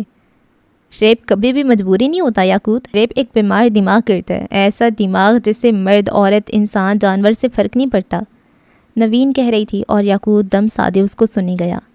جو لوگ کہتے ہیں ریپ مرد نے کیا، غلط کہتے ہیں۔ کوئی بھی مرد یا عورت ریپ نہیں کرتی، کوئی ہوس ریپ نہیں کرتی۔ ریپ ایک بیمار دماغ کرتا ہے، جسے قبر میں لیٹی عورت سے بھی فرق نہیں پڑتا، جسے نوزائیدہ بچی سے بھی فرق نہیں پڑتا، جسے اپنے جیسے جسمانی خد و خال رکھنے والے انسان سے بھی فرق نہیں پڑتا۔ ریپسٹ ایک خنزیر جیسا ہوتا ہے، جس طرح خنزیر اپنا فضلہ خود کھا جاتا ہے نا، بالکل اسی طرح ریپسٹ مرد کو بھی ریپ کرتا ہے۔ وہ بول کر خاموش ہوئی تو شان نے بولنا شروع کیا۔ کوئی یاقوت کو نہیں دیکھ رہا تھا، کوئی یہ نہیں دیکھ رہا تھا کہ وہ لفظوں کے زہر سے سبز پڑ رہا ہے۔ شان کہہ رہا تھا، تم جانتے ہو یاقوت، ریپ کس طرح پورا خاندان توڑ دیتے ہیں؟ ریپ قتل سے بھی بڑا جرم ہے۔ اس جرم میں ایک وکٹم نہیں ہوتا، بلکہ سارا خاندان، سارا سرکل وکٹم بن جاتا ہے۔ لڑکی کا گھر، خاندان، دوست، سب افیکٹ ہوتے ہیں۔ اس لڑکی کا بھائی گلی میں گزرتے ہوئے گردن جھکا دیتا ہے، کیونکہ اس گلی میں کئی تم جیسے وکٹم بلیمرز ہوتے ہیں۔ لڑکی کی بہنوں کے رشتے نہیں آتے، کیونکہ خاندان میں تم جیسے لوگ ہوتے ہیں جن کو لگتا ہے شاید ریپسٹ اتنا برا نہیں تھا، کچھ قصور لڑکی کا بھی ہوگا۔ یاقوت کو جیسے وقفے وقفے سے چابک لگ رہے تھے، چیچک زدہ جسم سے خون رس رہا تھا۔ یاقوت مرزا نے گردن اٹھا کے ان کو دیکھا تھا، اسے سب کی نظروں میں اپنے لیے حقارت محسوس ہوئی تھی۔ اگر یہ لوگ جان لیں کہ… اور بس اس سے آگے وہ سوچنا بھی نہیں چاہتا تھا۔ اصل میں یہ ریپسٹ انسان نہیں ہوتے، شیطان ہوتے ہیں۔ کسی ایک دوست نے لقمہ دیا تھا اور یہاں اگر ساری باتیں بے معنی ہو گئی تھی۔ یاقوت مرزا سن ہو گیا تھا، اس کا دماغ شل تھا، اس کے جسم سے روح کھینچ لی گئی تھی۔ اس کے دوست اب کوئی اور بات کر رہے تھے، شاید سسٹم کی کمزوری، شاید مجرم کا پکڑا جانا۔ یاقوت بس غائب دماغی سے انہیں سن رہا تھا۔ اس کے دماغ میں جو چل رہا تھا وہ کئی برس پرانے منظر تھے، کئی برس قبل۔ یہ ان دنوں کی بات ہے جب فہیم مرزا نے اپنے کاروبار برطانیہ میں پھیلا لیا تھا۔ انہیں وہاں رہنا پڑتا تھا اور یاقوت اپنی ماں کے ساتھ پاکستان میں، کیونکہ مسکان فہیم مرزا کی بیوی کو پاکستان پسند تھا۔ 2 ماہ قبل جب ان کی وفات ہوئی تب یاقوت یہاں سے نہ جانے پہ بضد تھا۔ بالآخر مجبور ہو کر فہیم مرزا کو اس نے نو کی ماں کے پاس چھوڑا۔ وہ مخلص اور اچھی عورت تھی، اپنے ساتھ ہونے والے مظالم کا بدلہ اس بچے سے نہیں لیا۔ وہ پچھلے 3 ماہ سے ان کے گھر رہ رہا تھا، صبح میں نو اور نرمین کے ساتھ اسکول جاتا تھا اور شام میں قاری صاحب کے گھر۔ ہماری کہانی اور یاقوت کا اصل قاری صاحب کے گھر سے جڑا ہے۔ پکی اینٹوں والی بیٹھک میں اس وقت کئی بچے سر ہلا ہلا کر قرآن پڑھ رہے تھے۔ ان کے سروں پہ جالی دار ٹوپیاں تھیں۔ قاری صاحب کے دائیں طرف ایک بچہ بیٹھا تھا، سیاہ آنکھیں، صاف ستھرا لباس اور امیروں والی ٹھاٹھ۔ وہ بچہ بہت خوبصورت تھا اور اس وقت بیٹھک میں بیٹھے تمام بچوں سے اچھا پڑھنے والا۔ اسے قرآن پڑھنے کا بہت شوق تھا۔ اس نے صرف 1 ہفتے میں ہی 6 چھوٹی چھوٹی صورتیں حفظ کر لی تھیں۔ وہ جب پڑھتا تھا تو ساری دنیا سے بے خبر ہوتا تھا، ایک وہ اور ایک اس کا قرآن۔ تمام بچوں کا دھیان سپارے کی جانب تھا جب یاقوت کو اپنی پشت پہ کچھ سرکتا ہوا محسوس ہوا۔ وہ بدک کر دور ہٹا تھا۔ اس کی آنکھوں میں خوف اور ناپسندیدگی تھی۔ یہ لمس اسے پسند نہیں تھا، جانے کیوں یہ بے چین کر دیتا تھا۔ وہ ایک بار پھر لہک لہک کر سبق پڑھنے لگا تھا جب اسے وہی لمس اپنی ٹانگوں پہ رینگتا ہوا محسوس ہوا۔ یاقوت نے گردن اٹھا کر دیکھا، قاری کی نظریں اسے آج عجیب لگی تھیں۔ وہ بے اختیار دور ہو بیٹھا۔ وہ بچہ تھا لیکن قاری صاحب کی بائیں جانب بیٹھا نو مرزا بچہ نہیں تھا۔ کم از کم اس معاملے کو تو وہ سمجھ سکتا تھا، لیکن وہ دیکھ کر یوں نظر انداز کر دیتا تھا جیسے دیکھا ہی نہ ہو۔ کئی دن بیتے لیکن وہ گندا، برا اور بے چین کر دینے والا لمس، وہ لمس نہیں بدل سکا۔ یاقوت اب بہت بے چین ہونے لگا تھا۔ وہ قاری صاحب سے دور جا کر بیٹھتا تھا لیکن پھر وہی ہوتا جس کا اسے ڈر رہتا۔ قاری اس کے معصوم ہاتھ سرخ کر دیتا تھا۔ قاری نے مشہور کر رکھا تھا کہ وہ ایک نہ پڑھنے والا اور بہانے بنانے والا بچہ ہے، اس لیے وہ قاری کے ساتھ نہیں بیٹھتا۔ ایسی ایک دن جب وہ سارے بچے بیٹھک سے چھٹی کر کے چلے گئے تب وہاں ایک بچہ تھا جسے جانے نہیں دیا جا رہا تھا، یاقوت مرزا۔ وہ ہر بار سبق یاد کر کے سناتا تھا اور ہر بار ہی مار کھاتا تھا کیونکہ اسے آیات نہیں آتی تھیں۔ وہ ہر مرتبہ آیات کو الٹا پڑھتا تھا۔ شیطان کی اولاد، سبق کو صحیح سے پڑھ۔ قاری اسے مارے جاتا اور یہی سطر دہرائے جاتا تھا۔ وہ خود سے نہیں پڑھ پاتا تھا، اس لیے قاری نے نو کے سر اس کی ذمہ داری لگا رکھی تھی۔ نو جتنی ہی مرتبہ اسے سبق یاد کروا دیتا لیکن وہی ڈھاکے 3 پات، وہ ہر دفعہ آیات کو غلط پڑھتا تھا۔ یہ اس کے لیے نیا تھا، پہلے تو کبھی ایسا نہیں ہوا تھا۔ وہ ذہین تھا اور اسے قرآن سے محبت تھی۔ وہ تو نو اور نرمین سے پہلے تیار ہو جایا کرتا تھا، لیکن جب سے وہ قاری صاحب کے لم سے چڑھنے لگا تھا تب سے یہی سب ہونے لگا تھا۔ اس شام بھی وہ روئی روئی معصوم آنکھوں سے سبق دیکھ رہا تھا۔ اس کی آنکھیں سوج گئی تھیں، ہاتھ جل رہے تھے، لیکن وہ پڑھے گیا۔ اسی لمحے ایک بار پھر اسے قاری کا ہاتھ اپنی ران پہ محسوس ہوا اور بس یہ ایک حد تھی۔ وہ غصے سے اس کا ہاتھ جھٹکتے ہوئے اٹھا تھا اور قاری صاحب کے منہ پہ تھوک دیا۔ اس کے بعد ایک قہر تھا جو اس پہ ٹوٹ پڑا تھا۔ قاری نے کسی جانور کی طرح اس کی رانوں پہ ڈنڈے برسائے تھے۔ وہ چیخ رہا تھا، کسی کو مدد کے لیے پکار رہا تھا، لیکن کوئی اس کے لیے نہیں آیا۔ باہر بیٹھا سنہری آنکھوں والا لڑکا بھی نہیں۔ وہ بس آنکھیں موندے اندر سے آتی آوازوں پہ تسکین لے رہا تھا۔ اس کے چہرے پہ انتقام تھا۔ رات کے وقت رابیل، نو کی ماں نے یاقوت کی ٹانگوں پہ مرہم لگا دیا تھا۔ وہ بے حد تکلیف میں لگتا تھا، بار بار کراہتا رہتا۔ رابیل کئی بار کہہ چکی تھی کہ وہ اپنے باپ کو سب بتا دے، لیکن وہ جانتا تھا اگر اس کے باپ کو پتہ چل گیا تو وہ اسے قرآن نہیں پڑھنے دیں گے اور اسے 6 صورتوں سے آگے بھی یاد کرنا تھا۔ رابیل اس کی مرہم پٹی کر چکی تھی۔ وہ ان کا بھانجا تھا، بالکل بیٹوں جیسا۔ اب وہ اس کے پاس بیٹھی تھیں۔ یاقوت معصومیت سے ان کو دیکھ رہا تھا۔ اس کی آنکھیں روئی روئی سی تھیں۔ رابیل نے پیار سے اس کے بالوں پہ ہاتھ پھیرا۔ تم فکر مت کرو یاقوت، اللہ ہے نا، وہ تم پہ رحم کرے گا، تم بالکل ٹھیک ہو جاؤ گے۔ اسے دلاسا دے رہی تھی۔ نو ایک طرف بیٹھا کان لگا کر اس کی باتیں سن رہا تھا۔ رحم کیا ہوتا ہے آنٹی؟ وہ ان کو دیکھ کر پوچھ رہا تھا۔ رابیل نے الفاظ جوڑنے چاہے، اب وہ اس بچے کو کیا سمجھاتی؟ یاقوت ہمیشہ مثال مانگتا تھا۔ رابیل نے ایک نظر اس کی شارٹس والی ٹانگوں کو دیکھا، پھر نرمی سے کہنے لگی، رحم وہ ہوتا ہے جب آپ پہ کوئی بہت زیادہ ظلم کر رہا ہو، پھر اللہ آپ کو بچا لے۔ تمہارے کیس میں رحم یہ ہوگا، آج تمہارے زخم درد نہیں کریں گے، نہ جلیں گے اور نہ ہی تمہاری نیند خراب کریں گے۔ تم دیکھنا، اللہ تم پہ رحم کرے گا۔ وہ بول کر اٹھ گئیں۔ یاقوت خوش ہو گیا تھا۔ وہ بہت جلدی خوش ہو جایا کرتا تھا۔ اس سے اللہ کا ذکر، اس کی حکمت فیسینیٹ کرتی تھی۔ وہ جلد ایمان لانے والوں میں سے تھا۔ کچھ دیر بعد یاقوت اور نو ایک ہی بیڈ پہ بیٹھے تھے۔ ان دونوں کے ہاتھوں میں نوڈلز کے بول تھے، یاقوت کا نارمل اور نو کے تیز مثالوں والے نوڈلز۔ وہ بس غور سے یاقوت کو دیکھ رہا تھا۔ نہ جانے کیوں اسے لگتا تھا جو کچھ یاقوت کا باپ اس کی ماں کے ساتھ کرتا ہے اس کی سزا یاقوت کو ملنی چاہیے۔ قرآن یاقوت کی خوشی تھی اور نور سے برداشت نہیں کر پاتا تھا۔ تم قاری صاحب کے پاس جانا چھوڑ کیوں نہیں دیتے؟ وہ تمہیں اتنا مارتے ہیں، نور سے دیکھتے ہوئے پوچھ رہا تھا۔ یاقوت کھل کر مسکرایا۔ وہ چاہے مارے یا نکال دے، آنٹی نے کہا اللہ مجھ پہ رحم کرے گا۔ اس اتنی سی بات پہ اتنا خوش تھا، نور کو حسد ہونے لگا تھا۔ رحم کیا ہے تم جانتے ہو؟ یاقوت نے زور زور سے اس بات میں سر ہلایا۔ آج میرے زخم ہرٹ نہیں کریں گے، یہ رحم ہے۔ اور پھر نہ جانے کیوں کس خیال کے تحت نور مرزا نے اپنے مرچوں والے نوڈلز کا پیالہ یاقوت کی ٹانگوں کے قریب کیا اور پھر جان بوجھ کر گرا دیا۔ مرچوں والا پتلا پانی تازہ زخموں پہ لگا تو یاقوت کی روح تک کانپ گئی۔ وہ درد سے چیخ رہا تھا، اس کے زخم ابھی کچے تھے اور ان پہ یہ نوڈلز کا سوپ نما پانی، یہ موت تھا۔ وہ بیڈ پہ کھڑے ہو کر چیخ رہا تھا، رو رہا تھا، تکلیف حد سے سوا ہونے لگی تھی۔ نور کو اندر ہی اندر تسکین ملنے لگی تھی، وہ اسے خوش نہیں دیکھنا چاہتا تھا۔ اللہ پلیز رحم کر دو، پلیز اللہ، یاقوت روتے ہوئے فریاد کر رہا تھا۔ اس کی آنکھوں سے آنسو بہہ رہے تھے، ٹانگیں شدید جلن کا شکار تھیں، بس وہ ایک ہی سطر پکار رہا تھا، اللہ پلیز رحم کر دیں پلیز۔ چند دن بعد اس کے زخم بہتر ہو گئے تھے۔ رابیل خود قاری صاحب کے پاس چل کر آئی تھیں، کچھ سنی اور کچھ ان کو سنائی، لیکن قاری کا بس یہی کہنا تھا کہ وہ شیطان ہے اور پڑھ نہیں سکتا۔ وہ آیتوں کو اپنی مرضی سے زیر زبر کر دیتا ہے، جس سے آیت کا مطلب بدل جاتے ہیں۔ خیر کافی لمبی بحث کے بعد وہ ایک بار پھر یاقوت کو اس کی خواہش پہ قاری کے پاس چھوڑ کر چلی گئی تھی۔ نور اسے سبق یاد کروا رہا تھا، وہ مکمل دل جمعی کے ساتھ یاد کر رہا تھا اور پھر وہ اپنا قاعدہ لے کر استاد کے آگے گیا، لیکن جو آیات اس نے پڑھی ان میں ایک بار پھر زیر زبر کی غلطی تھی۔ قاری صاحب نے اسے ایک بار پھر بہت مارا۔ یاقوت کو ان کا مارنا برا نہیں لگتا تھا، اسے وہ لفظ شیطان برا لگتا تھا۔ وہ جب بھی اسے شیطان کہتے تھے سارے بچے اسے حقارت سے دیکھتے تھے۔ قاری کی آواز میں اسے شیطان کہتی ہوئی اتنی ذلت ہوتی تھی کہ یاقوت کو مار سے زیادہ یہ لفظ چبھنے لگ گیا تھا۔ وہ ہر روز پہلے سے زیادہ تیاری کرتا اور کوشش کرتا تھا کہ آج وہ کوئی غلطی نہیں کرے گا، آج اسے شیطان کا ٹیگ ہٹ جائے گا، لیکن ہر دن یہ ذلت اس کے ساتھ مزید تیزی سے لپٹتی جا رہی تھی۔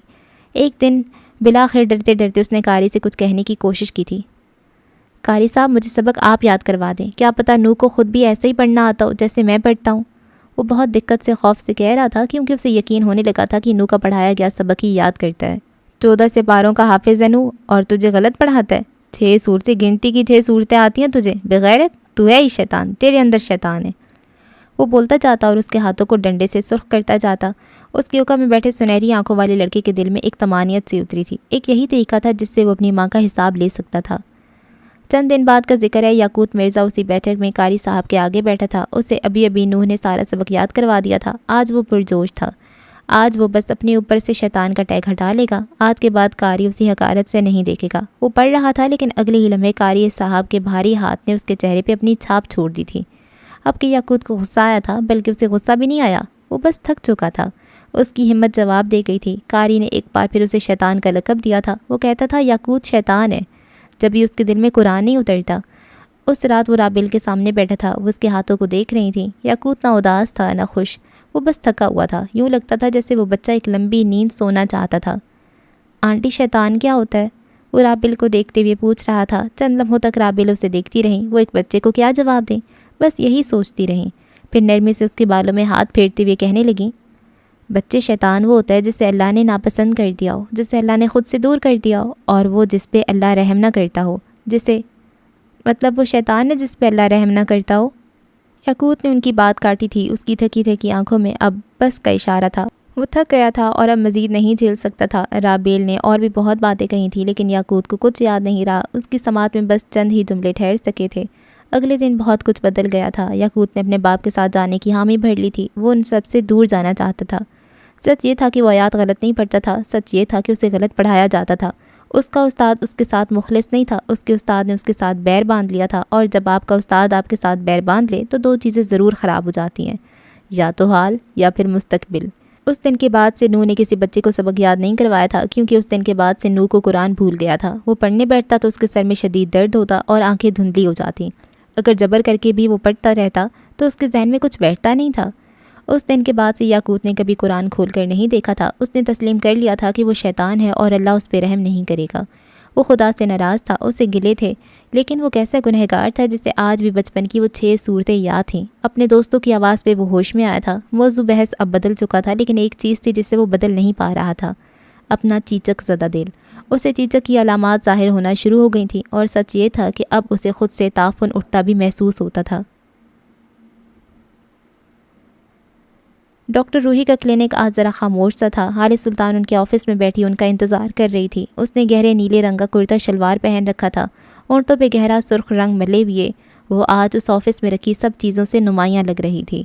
اس کے انداز میں بے چینی تھی، شاید وہ جلد از جلد یہاں سے جانا چاہتی تھی۔ اس کے انداز میں حسرت بھی تھی، کاش وہ یہاں ٹھہر پاتی، کاش وہ ہارون کی طرح عام ہوتی۔ کھوکھلے بہادر لوگوں کو اپنا کور ٹوٹ جانے سے بہت خوف آتا ہے، وہ اس کور کو بچاتے بچاتے خود ٹوٹ جاتے ہیں۔ اسی لمحے دروازہ کھلا، جام نے ڈھیلے ڈھالے کرتے، گلے میں ملائیں اور ہاتھوں میں بینڈز پہنے غزالہ روحی اندر آئیں۔ وہ کتنی اچھی تھی نا، فری سول سی۔ وہ آپ ایک ٹھنڈا میٹھا نرم سا تاثر چھوڑ دیتی تھیں۔ وہ آئیں تو حالے کے اعصاب تن سے گئے، البتہ روحی مسکراتی ہوئی آگے آ بیٹھی۔ کمال ہے، آج تو مسز حیات صاحبہ خود تشریف لائی ہیں، کیا کہنے بھائی؟ وہ ہلکے پھلکے دوستانہ لہجے میں کہہ رہی تھیں۔ حالے کی گرفت اپنے گود میں رکھے پرس پہ سخت ہوتی گئی۔ اس نے حلق تر کیا اور گردن کڑا لی۔ میں یہاں آپ کو یہ بتانے آئی ہوں کہ اس دن کے آپ کے غیر سنجیدہ اور غیر پروفیشنل رویے کی وجہ سے آج کے بعد میں آپ سے کوئی سیشن نہیں لوں گی۔ آج کے بعد سے آپ میری تھراپسٹ نہیں ہیں۔ وہ ایک ایک لفظ پہ زور دے کر بولی تھی۔ روحی اب بھی مسکراتی رہیں۔ واقعی ایسا ہے کیا؟ وہ نظروں سے اس کے دماغ کا سکین کر رہی تھیں، گویا انہوں نے ایک بھرپور نظر حالے کے سراپے پہ ڈالی اور مسکرائیں، گہری مسکراہٹ۔ یا پھر ایسا ہے کہ تم آج پھر اپنے دماغ کو ڈوز دینے آئی ہو؟ حالے کا رنگ پھیکا پڑا تھا۔ روحی کہتی رہیں، گہرا نیلا رنگ، سرخ لپسٹک اور اچھی خاصی تیاری، تم خود کو نمایاں کرنے آئی ہو۔ تم مجھے دکھانے آئی ہو کہ تم ٹھیک ہو، لیکن میں تمہیں نہیں دیکھ رہی، میں تمہارے چہرے سے تمہارا دماغ دیکھ رہی ہوں۔ وہ بول رہی تھیں اور حالے کی رنگت نچڑتی جا رہی تھی۔ تم خود سے بھاگ رہی ہو حالے، اس بار تمہارے دماغ، تمہاری بیماری نے ایک نیا بہانہ ڈھونڈ لیا ہے، میرے غیر پروفیشنل ہونے کا بہانہ۔ کب تک حالے؟ کب تک یہ گہرا سرخ رنگ اور نیلا رنگ اوڑھ کر خود کو چھپاؤ گی؟ یاد رکھنا یہ تمہاری خام خیالی ہے، دماغ ان رنگوں میں نہیں چھپتا، تم اس کے ساتھ غلط کر رہی ہو۔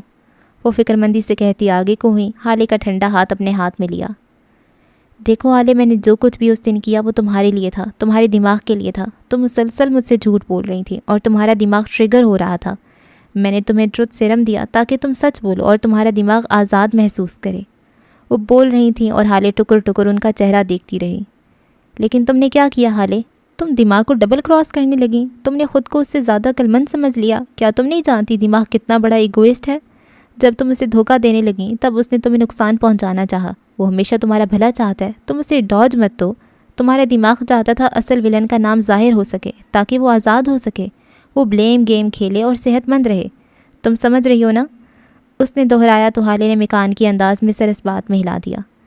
جب تم دماغ پہ زور دینے لگی تو وہ بکھلا گیا۔ اسے نہیں پتہ تھا کہ ٹروتھ سیرم کی وجہ سے سچ کہنا ہے یا پھر تمہارے والا کور جاری رکھنا ہے۔ ایسے میں جب میں نے دماغ پہ پریشر ڈالا تو اس نے وہ نام اگل دیا، کیونکہ دماغ ایک پرسکون پرز ہے، اگر اس کے مزاج کے خلاف کچھ بھی ہونے لگے تو اسے اچھا نہیں لگتا۔ حالے کو نہیں پتہ تھا وہ اسے کیوں سن رہی تھی، لیکن وہ جانتی تھی اگر وہ اسے نہیں سنے گی تو شاید مر ہی جائے گی۔ غزالہ روحی نرمے سے کہہ رہی تھیں، حالے دماغ بہت بڑا ایگوئسٹ ہوتا ہے، بہت ضدی اور اپنی غلطی نہ ماننے والا۔ تمہارے کیس میں سب سے اچھی بات یہ ہے کہ وہ تم سے علاج مانگ رہا ہے اور تم اسے ڈوز دے رہی ہو۔ تم اسے دھوکہ نہیں دے سکتی حالے۔ تمہارے اعصاب مضبوط ہیں، لیکن تمہارے جسم کو چلانے کا اختیار اللہ نے اسے دے رکھا ہے۔ تم یہ اختیار اپنے ہاتھ میں لوگی تو سارا سسٹم خراب ہو جائے گا۔ حالے نے اپنے ہاتھ چھڑوا لیے۔ وہ سحر کر رہی تھی، وہ تو پہلے ہی سحر زدہ تھی اور ایک بار ہونا نہیں چاہتی تھی۔ مجھے آپ سے علاج کروانا ہی نہیں ہے، آپ اچھی ڈاکٹر نہیں ہیں، آپ مجھے انکمفرٹیبل کر رہی ہیں۔ وہ کہتی ہوئی اٹھ کھڑی ہوئی، چہرہ عجیب تھا۔ میں اپنا علاج کرواؤں گی، لیکن کم از کم آپ سے نہیں، کیونکہ میں تمہاری کہانی کی ولن کو جان گئی ہوں، ہے نا؟ روحی کی آواز پہ وہ تھم گئی تھی، لیکن مڑی نہیں۔ تم اسے پروٹیکٹ کرنا چاہتی ہو، لیکن تمہارا دماغ نہیں، وہ سچ بتانا چاہتا ہے، تم اسے ڈوز دے رہی ہو۔ ڈرو اس دن سے جب وہ تمہیں ڈوز دینے لگے گا۔ اس کی آواز میں کوئی طنز نہیں تھا۔ حالے نے اپنا پر سینے سے لگا لیا۔ کوئی انسان کسی انسان کو اتنا کیسے جان سکتا تھا؟ اسے غزالہ روحی سے خوف آنے لگا تھا۔ میں کوئی بھکاری نہیں ہوں حالے، میں تمہارے پیچھے نہیں آؤں گی، تمہیں آنا ہوگا۔ تمہارے بعد تمہاری مسیحا بس میں ہوں۔ خود کے ساتھ کھیل کھیلنا بند کر دو، کیونکہ اس بار بھی تم علاج کے لیے نہیں آئی تھی۔ اس بار تمہیں لوگوں کا خوف یہاں لایا تھا۔ جب تمہیں تمہارا سیلف لو یہاں لائے گا تب ہوگا علاج۔ اس کی پشت کو دیکھتے ہوئے کہہ رہی تھیں۔ حالے کا سانس رک رک کر چل رہا تھا۔ وہ چند پل وہیں جمی رہی، شاید وہ اسے روک لیں، شاید کچھ کہہ دیں، لیکن جب کافی دیر تک وہ خاموش رہیں تو حالے باہر نکل آئی۔ پیچھے غزالہ روحی تعصب سے بیٹھی رہ گئی۔ ڈاکٹر کا ضدی مریض اس کا پسندیدہ مریض ہوتا ہے۔ وہ اس کا علاج کر کے خود کو فیسینیٹ کرنا چاہتی تھی۔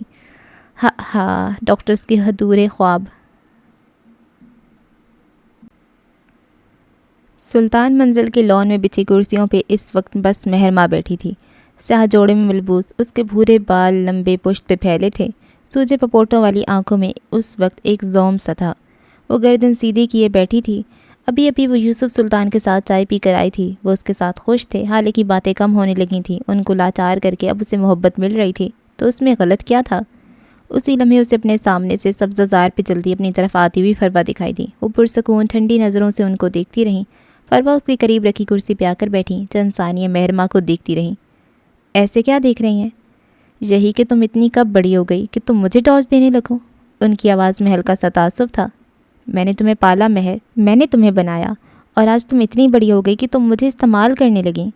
ان کی بھوری آنکھوں میں کرب اتر رہا تھا، چوٹ روح پہ لگی تھی۔ مہرماں البتہ بے تاثر تھی۔ مہرماں، تم نے میرے دماغ کے ساتھ کھیل کھیلا؟ حالے کی شادی کی رات کی تصاویر، ریسٹوران کی تصاویر، اور وہ ایک پل کو رکی۔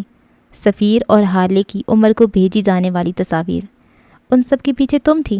تم نے خود کو ان سب میں کیوں پھنسا لیا میری جان؟ وہ تکلیف سے کہہ پا رہی تھیں، جیسے مہر پہ اگر ایک آنچ بھی آئی تو وہ برداشت نہیں کر سکیں گی۔ مہرماں اپنی کرسی پہ آگے کو ہوئی، محبت سے فروا کو دیکھا۔ آپ نے کہا تھا آپ میرے ساتھ رہیں گی، سائے کی طرح، فرشتے کی طرح، گناہوں کی طرح اور شیطان کی طرح۔ اب شیطان بننے کا وقت ہے اور آپ پیچھے ہٹ رہی ہیں۔ وہ گلہ کر رہی تھی۔ فروا کی آنکھوں میں بے بسی بھرنے لگی۔ میں تمہارے ساتھ ہوں مہر، لیکن عمر اب وکٹم نہیں رہا، وہ ولن بن چکا ہے۔ تمہیں چاہیے کہ اسے خوف کھاؤ، وہ ہمارا قہر ہے، کھا جائے گا سب۔ وہ ہم پہ ٹوٹے گا اور ہمیں توڑ دے گا۔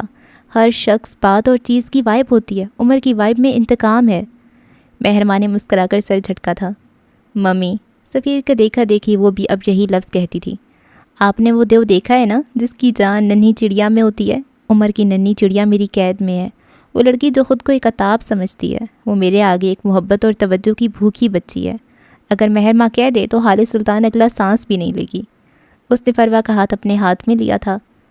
میں کوئی انتقام، کوئی نفرت نہیں رکھ رہی، میں بس محبت سے رہنا چاہتی ہوں۔ ابا، سفیر، آپ، میں، ہم خاندان ہیں، اور حالے، میں اس سے آج بھی بہت محبت کرتی ہوں۔ اس کے ساتھ جو کچھ بھی ہوا وہ بس ایک حادثہ سمجھ لیں، ورنہ وہ آج بھی مجھے بے حد عزیز ہے۔ وہ میری بیٹی ہے ممی۔ آپ کو لگتا ہے اس کو جو نقصان ہوا وہ اس لیے تھا کیونکہ میں اس سے نفرت کرتی ہوں؟ وہ فروا کی آنکھوں میں دیکھ کر بولی، پھر خود ہی نفی میں سر ہلا دیا۔ نہیں ممی، بالکل نہیں، وہ سب بس قربانی تھی۔ حالے نے ساری زندگی سب کچھ حاصل کیا، وہ شہزادی بن کر رہی، لیکن یہ وقت جادوگرنی کا ہے، اور اب حالے کو تھوڑی مشقت اٹھانی پڑی گئی، تو اس میں ایسا کیا ہے؟ کیا ساری زندگی میں رشتوں کے ہوتے ہوئے ان کے بغیر نہیں رہی؟ اب حالے رہے گی تو کیا ہو جائے گا؟ عمر اس سے محبت نہیں کرتا، آپ دیکھیے گا میں اس کی طلاق کرواؤں گی اور حالے کی شادی ہارون سے کرواؤں گی، وہ ہمیشہ خوش رہے گی، آپ دیکھیے گا۔ وہ فروا کو یقین دہانی کروا رہی تھی، لیکن وہ اسی کی استاد تھی۔ انہوں نے آہستگی سے مہرماں کے ہاتھ سے اپنا ہاتھ نکالا تھا، پھر عجیب سی نظروں سے اسے دیکھا۔ مجھے لگتا تھا حالے سے سب سے زیادہ نفرت میں کرتی ہوں، لیکن وہ رکی، مہر کی بھوری آنکھوں کو دیکھا۔ تم مہرماں، تم تو حالے کو زندہ بھی جلا سکتی ہو۔ تم نفرت اور حسد کے ایسے مقام پہ ہو جہاں سے واپسی ممکن نہیں، یا جل جاؤ یا جلا دو، مجھے تم سے خوف آ رہا ہے۔ وہ واقعی خوف کھاتی ہوئی اٹھ کھڑی ہوئی تھی، پھر دیکھتے ہی دیکھتے لمبے لمبے ڈگ بھرتی وہاں سے چلی گئی تھیں۔ میں واقعی اس سے محبت کرتی ہوں، بس میرا طریقہ الگ ہے، مہرماں ہولے سے بڑبڑائی تھی۔ بینز بلاسم پہ شام اتر آئی تھی، لوگوں کا رش اب کے کم تھا۔ ایسے میں نسبتاً کونے والی لمبی میز پہ آؤ تو تمہیں 4 لوگ بیٹھے نظر آئیں گے۔ ہارون اور اس کے ساتھ جڑ کر بیٹھی لیل، سکندر، عمر اور اس کے ساتھ لا تعلق سی حال سلطان۔ وہ دونوں آپس میں بہت کم بات کر رہے تھے، بس کام کی بات کہنا زیادہ مناسب ہوگا۔ اس رات کے بعد سے بہت کچھ تھا جو بیت میں آ چکا تھا۔ اس پہر ان تینوں کی نظریں ہارون شاہد پہ جمی تھیں۔ ہم نے پچھلے 1 ماہ سے تم سے ایک ہی کام کہہ رکھا ہے، کیا بنا اس کا؟ پوچھنے والا عمر تھا۔ ہارون شاہد نے گلا کھنکارا اور یاد کرنا چاہا کہ اس کام کا کیا بنا تھا۔ کچھ عرصہ قبل شاہد ولا میں ڈنر ٹیبل سجی تھی، سربراہی کرسی پہ شاہد براجمان تھے، ان کی دائیں طرف ہارون اور بائیں جانب نوال بیٹھی تھیں۔ دفتن ہارون نے ان کو محتاط نظروں سے دیکھا اور پھر الفاظ مجتمع کیے۔ پاپا، وہ جو آپ کے دوست ہیں، اس نے سرسری لہجہ اپنایا تھا، وہ میرواز فرید، ان کے ساتھ آپ کے کیسے تعلقات ہیں؟ شاہد نے کھانے سے ہاتھ روک کے اسے دیکھا تھا۔ تم کب سے میرے لوگوں کے ساتھ تعلقات کی فکر کرنے لگے؟ اور وہ بھی اس بدنام زمانہ میر کی؟ نوال کے کان بھی کھڑے ہو چکے تھے، ان کو ہارون کی ایکٹیویٹیز پہ پہلے ہی شک تھا۔ ہارون کا سانس گلے میں اٹکا تھا، لیکن وہ بظاہر پرسکون رہا۔ وہ اصل میں مجھے ان کے ساتھ ملاقات چاہیے تھی۔ شاہد حسین کو پانی پیتے پیتے اچھو لگا تھا، وہ بے اختیار کھانسنے لگے۔ ہارون سکون سے بیٹھا رہا، اتنا تو وہ سوچ کر آیا تھا۔ تمہارا ایسا کیا کام ہے میرواز کے ساتھ؟ ہاں، وہ سرخ آنکھوں سے استفسار کر رہے تھے۔ تم سے کتنی بار کہہ چکا ہوں دور رہو اس حال اور عمر سے، وہ مرا تو اس کے پیچھے رونے والا کوئی نہیں ہے، تمہارے پیچھے 2 لوگ ہیں، ہم پہ رحم کھاؤ، وہ بلند آواز میں کہہ رہے تھے۔ پھر ہارون کے سخت تاثرات کو دیکھ کر ذرا سا نرم ہوئے۔ دیکھو ہارون بیٹے، میں تمہیں دوست چھوڑنے کو تو نہیں کہہ رہا، وہ لڑکی لیل کتنی اچھی لڑکی ہے، کل ملا ہوں میں اس سے گھر پہ جب آئی تھی وہ، تم اس کے بارے میں کچھ سوچو نا۔ ہارون نے گرا کر آنکھیں بند کی تھیں، شاید اب بھی کہہ رہے تھے تم دونوں ایک ساتھ کتنے اچھے لگو گے، سوچو تو صحیح، تم اس لڑکی کو اپروچ کرو، اگر بات نہیں بنی تو خیر ہے۔ پاپا آپ مجھے میرواز سے ملوائیں گے یا نہیں؟ ہارون زور دے کر بولا تھا۔ مطلب تم اس لڑکی سے شادی نہیں کرو گے؟ وہ اس سے زیادہ زور دے کر بولے تھے۔ ٹھیک ہے ابھی تمہارا دماغ درست کرتا ہوں، انہوں نے کہتے ساتھ ہارون کے گارڈز کو آواز دی تھی۔ ہارون حق تک سا ان کو دیکھ رہا تھا۔ 4 ہٹے کٹے گارڈز اب ہاتھ باندھے اطراف میں کھڑے تھے۔ لے جاؤ اس کو اور کمرے میں بند کر دو، پہلے صرف نام کا پاگل تھا، بس آر بھی ظاہر ہونے لگے ہیں، وہ کوفت سے کہہ رہے تھے۔ نوال تو بس ہیں کرتی رہ گئی۔ ان چاروں نے ہارون کو کسی ہلکی سی شے کی طرح اٹھا لیا اور اب ان کا رخ اس کے کمرے کی جانب تھا۔ مطلب تم کچھ نہیں کر سکے؟ حال میں اس کے سامنے بیٹھا عمر حیات کوفت سے بولا۔ ہارون مسکرایا۔ میں نے ایسا کب کہا؟ اور اب ایک بار پھر کچھ عرصہ پیچھے۔ وہ کمرے میں بیزاری سے چکر کاٹ رہا تھا، گارڈز نے اس کو بند کر دیا تھا، اب وہ چلا چلا کر تھک گیا تھا لیکن بے سود، صحیح مصیبت گلے پڑ گئی تھی۔ بیزاری اور کوفت سے چکر کاٹتے وہ یکدم رکا تھا، اس کے ذہن میں بجلی کا کوندا سا لپکا تھا۔ وہ فوراً بیڈ تک آیا اور اپنا موبائل اٹھا لیا۔ اب اس کی انگلیاں شاہد کی سیکرٹری کا نمبر ڈائل کر رہی تھیں، گھنٹی جا رہی تھی اور پھر ایک آواز نے رابطہ مل جانے کی نوید سنائی۔ ہارون اب بولنے کو تیار تھا۔ دیبا میں ہارون بات کر رہا ہوں، وہ گردن کڑائے اعتماد سے بولا تھا۔ سامنے سے دیبا نامی عورت نے کچھ کہا تھا۔ مجھے میرواز کا نمبر چاہیے۔ نہیں، ان کے سیکرٹری کا نہیں، ان کا اپنا نمبر، جو بھی کروں تمہارا کیا واسطہ ہے؟ وہ بری طرح بیزار ہو رہا تھا۔ پاپا کو بتاؤں یا نہیں، اس سے تمہارا کوئی تعلق نہیں ہے، فوراً نمبر بھیجو ورنہ کل تک جاب سے فارغ ہو تم۔ اس نے نخوت سے کہہ کر فون کاٹا تھا اور دیوا بیچاری نمبر بھیج کر ہی ہٹی تھی۔ ہارون شاہد نے ایک نظر نمبر کو دیکھا، پھر آئینے میں اپنے عکس کو۔ اگر اس نے اپنا چوتھا کام کر دیا تو؟ سر چٹک کر وہ نمبر ملانے لگا تھا، گھنٹی بج بج کر خاموش ہو جاتی تھی، کوئی 10ویں دفعہ پہ کال اٹھا لی گئی تھی۔ ہارون نے غلط تر کیا۔ میں ہارون شاہد بول رہا ہوں، میر انکل۔ شاید وہ بھتیجا سمجھ کر جی ترس کھا لے۔ دوسری جانب لمبی خاموشی چھا گئی تھی، جیسے وہ کال کا مقصد جاننا چاہتے ہوں۔ تم شاہد کے بیٹے ہو لیکن مجھ سے کیا بات کرنی ہے؟ 1 منٹ، اگر تم شاہد کے بیٹے ہو تو اس کے نمبر سے کال کیوں نہیں کی؟ کیا تم اپنے باپ سے کچھ چھپا رہے ہو؟ اس نے لمحے کے 1000ویں حصے میں سارا معاملہ ڈی کوڈ کر لیا تھا۔ اب کہ ہارون کو اپنی گردن پہ پھندا تنگ ہوتا محسوس ہوا۔ جی میں اپنے باپ سے چھپ کر کال کر رہا ہوں، لیکن میں نے آپ سے ملاقات کے وقت کے لیے کال کی ہے، کیا آپ وقت دے سکتے ہیں؟ میرا وقت قیمتی ہے ہارون شاہد، میں اسے کاروبار پہ لگاتا ہوں یا پھر عورتوں پہ، تم ان دونوں میں سے کیا بات کرنے والے ہو؟ دوسری جانب سکون سے پوچھا گیا۔ میں آپ سے کاروبار کی بات کروں گا، بلکہ میں نہیں، کوئی ہے جو آپ سے بات کرے گا، میں بس ایک بروکر ہوں، یہ سمجھ لیجئے، اگر آپ تک رسائی آسان ہوتی تو وہ خود ہی رابطہ کر لیتا۔ ہارون اب کے سنجیدگی سے کہہ رہا تھا۔ میرواز ہلکا سا مسکرایا تھا۔ وعدہ تم کرو گے یا وہ؟ میں تو ہرگز نہیں، ہارون برجستگی سے بولا تھا، بلکہ آپ یہ بھی بھول جائیے گا کہ میں نے کبھی آپ کو کال بھی کی تھی۔ اب کہ میر کہکا مار کر ہنسا تھا، اسے یہ لڑکا پسند آ رہا تھا۔ لڑکے تمہیں تو سیاست میں آ جانا چاہیے، گھر پہ کیا کر رہے ہو؟ ہارون سادگی سے مسکرایا۔ I am not that type, میں گھر میں ہی اچھا ہوں، بلکہ میں گھر میں نہیں ہوں، میرا ایک کیفے ہے، میں پینٹ بھی کرتا ہوں۔ پھر بھی اگر کبھی سیاست میں آنے کا خیال آئے تو میرے پاس آنا۔ وہ جانے کیوں مصر ہوا تھا۔ میرے پاپا MNA ہیں، اگر کبھی ایسا جنون جاگا بھی تو میں ان کے پاس جاؤں گا نا۔ اب کی میر شیطانی انداز میں مسکرایا تھا۔ باپ کے کرنے کے کام نہیں ہے یہ۔ خیر میں تمہیں 1 ہفتے کے بعد کا وقت دے رہا ہوں، وہ بھی صرف اس لیے کیونکہ تم مجھے اچھے لگے ہو۔ اگر اس آدمی نے مجھے ڈاج تو آپ وہی کیجیے گا جو آپ کرتے ہیں۔ ہارون نے اس کی بات اچک لی تھی۔ لیکن بس یہ بھول جائیے گا کہ ہارون شاید کبھی اس ڈیل کا حصہ رہا ہے، اور میرے پاپا کے سامنے تو بہت اچھے سے بھول جائیے گا۔ اس کی ہدایت پہ میری دل کھول کر ہنسا تھا۔ فکر مت کرو لڑکے، تم بھتیجے ہو میرے، کام ہو جائے گا، اس نے کہتے ساتھ فون کاٹ دیا تھا۔ حال اس بات کو 1 مہینے سے اوپر ہو گیا، اب تک تمہارا ہفتہ نہیں آیا؟ لیل بگڑ کر بولی تھی۔ ہارون نے ناک سے مکھی اڑائی تھی۔ اس دن کے بعد میر اپنی بیوی کے پاس امریکہ چلا گیا تھا، وہ بیمار ہے، کل واپس آیا اور بذات خود مجھے کال کی ہے۔ تم لوگوں کی طرح فارغ انسان نہیں ہے، وہ جل کر بولا۔ ہم میں سے کون فارغ ہے؟ ہاں ASP ہوں میں یہاں کا، عمر نے فوراً اپنا دفاع کیا تھا۔ سسپینڈڈ، ہارون نے جتا کر کہا تو عمر بل کھا کر رہ گیا۔ پھر کوئی بات نہ بنتے دیکھ کر اس نے ویٹر کو آواز لگائی۔ میری کافی کیا ہمالیہ سے لینے گئے ہو؟ آپ بھی چکو۔ وہ سخت بیزار تھا۔ اسی لمحے لیل نے اپنے آگے رکھی کافی اس کی طرف بڑھائی۔ حالے نے ایک نظر اس کے مگ کو دیکھا، پھر عمر کے بڑھتے ہاتھ کو، اور پھر اگلے ہی لمحے اس نے وہ مگ اٹھا لیا اور آہستگی سے اپنا خالی مگ اس کے آگے رکھ دیا۔ جانے کیوں دل چاہتا تھا کہ وہ حالے کے علاوہ کسی اور کی بچی ہوئی چائے کافی نہ پیے۔ لیل اور ہارون تو بس دیکھ کر ہی رہ گئے۔ عمر نے البتہ کچھ ظاہر نہیں کیا، وہ اس کی بچی ہوئی کافی حلق میں انڈیلنے لگا تھا۔ سچ تھا، جو ذائقہ اس کی بچی ہوئی کافی کا تھا وہ کہیں اور نہیں تھا۔ بینس بلاسم کی اخباروں والی دیواریں اس چاروں کو خاموشی سے دیکھتی رہیں۔ حالے سلطان اپنے آفس میں بیٹھی تھی جب کوئی دروازہ کھول کر اندر آیا تھا۔ حالے کے آگے لیپ ٹاپ رکھا، اس نے سر نہیں اٹھایا۔ وہ جانتی تھی کون ہوگا۔ وہ آیا، اس کے سامنے رکھی کرسی کھینچ کر بیٹھ گیا، گلا کھنکارا اور بغیر تمہید کے بات کا آغاز کیا۔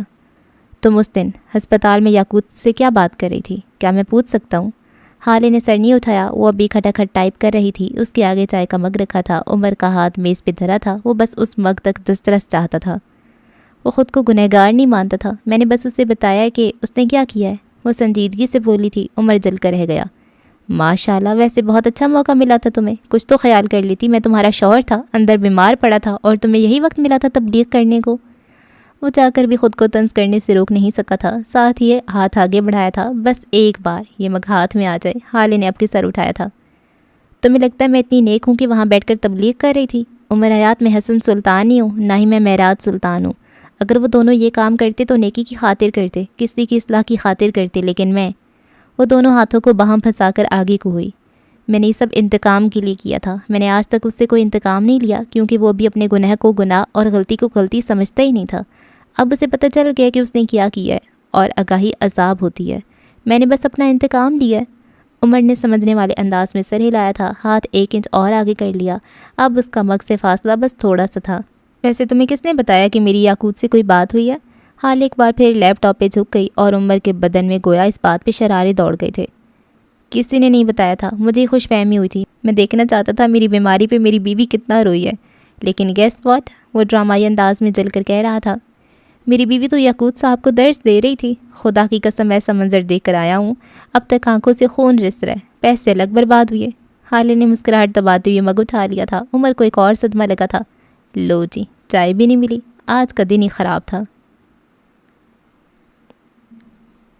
اگلے دن حالے سلطان صبح کیفے آ گئی تھی۔ کیفے میں اچھا خاصا رش تھا، ویٹر بھاگ بھاگ کر آرڈر پورے کرتے نظر آ رہے تھے۔ حالے نسبتاً ایک کونے والی میز جہاں سے سارا کیفے بآسانی نظر آتا تھا وہاں بیٹھی تھی، لیپ ٹاپ آگے کھلا پڑا تھا۔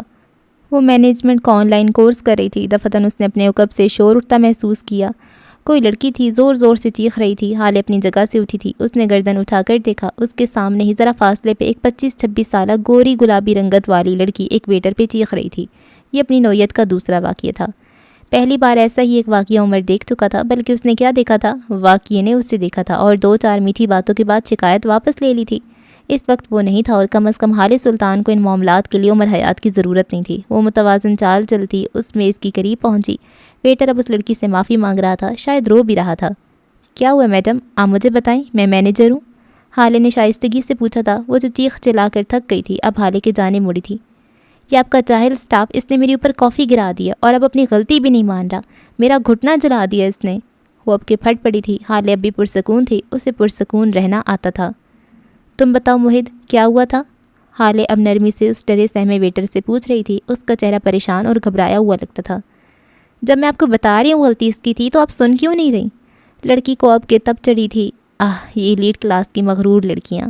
حالے نے ٹھنڈی نظروں سے اسے دیکھا۔ آس پاس بیٹھے لوگ اب انہی کو دیکھ رہے تھے۔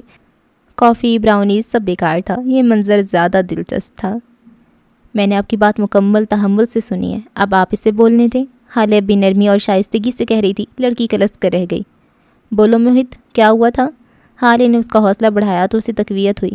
میم، میں نے ان کو کافی دی، لیکن یہ فون پہ اتنی زور سے چیخ رہی تھیں اور پھر انہوں نے بات کرتے ہوئے ہاتھ اوپر کیا جس سے کافی گر گئی، اور ان کا گھٹنا کیسے جل سکتا ہے؟ وہ کولڈ کافی تھی۔ میں… اس سے پہلے وہ کچھ اور کہتا، اس لڑکی کا ہاتھ اس کے اوپر اٹھا تھا اور موہد کا چہرہ بری طرح سرخ ہوا۔ لمحے کے 1000ویں حصے میں ایک ایسا ہی تھپڑ لڑکی کے چہرے پہ بھی پڑا تھا، اور اب کہ یہ حالے کی جانب سے تھا۔ سارے کیفے نے دم ساتھ لیا تھا، ویٹر لوگ، یہاں تک کہ اخبار والی دیواروں نے بھی منہ پہ ہاتھ رکھ لیا تھا۔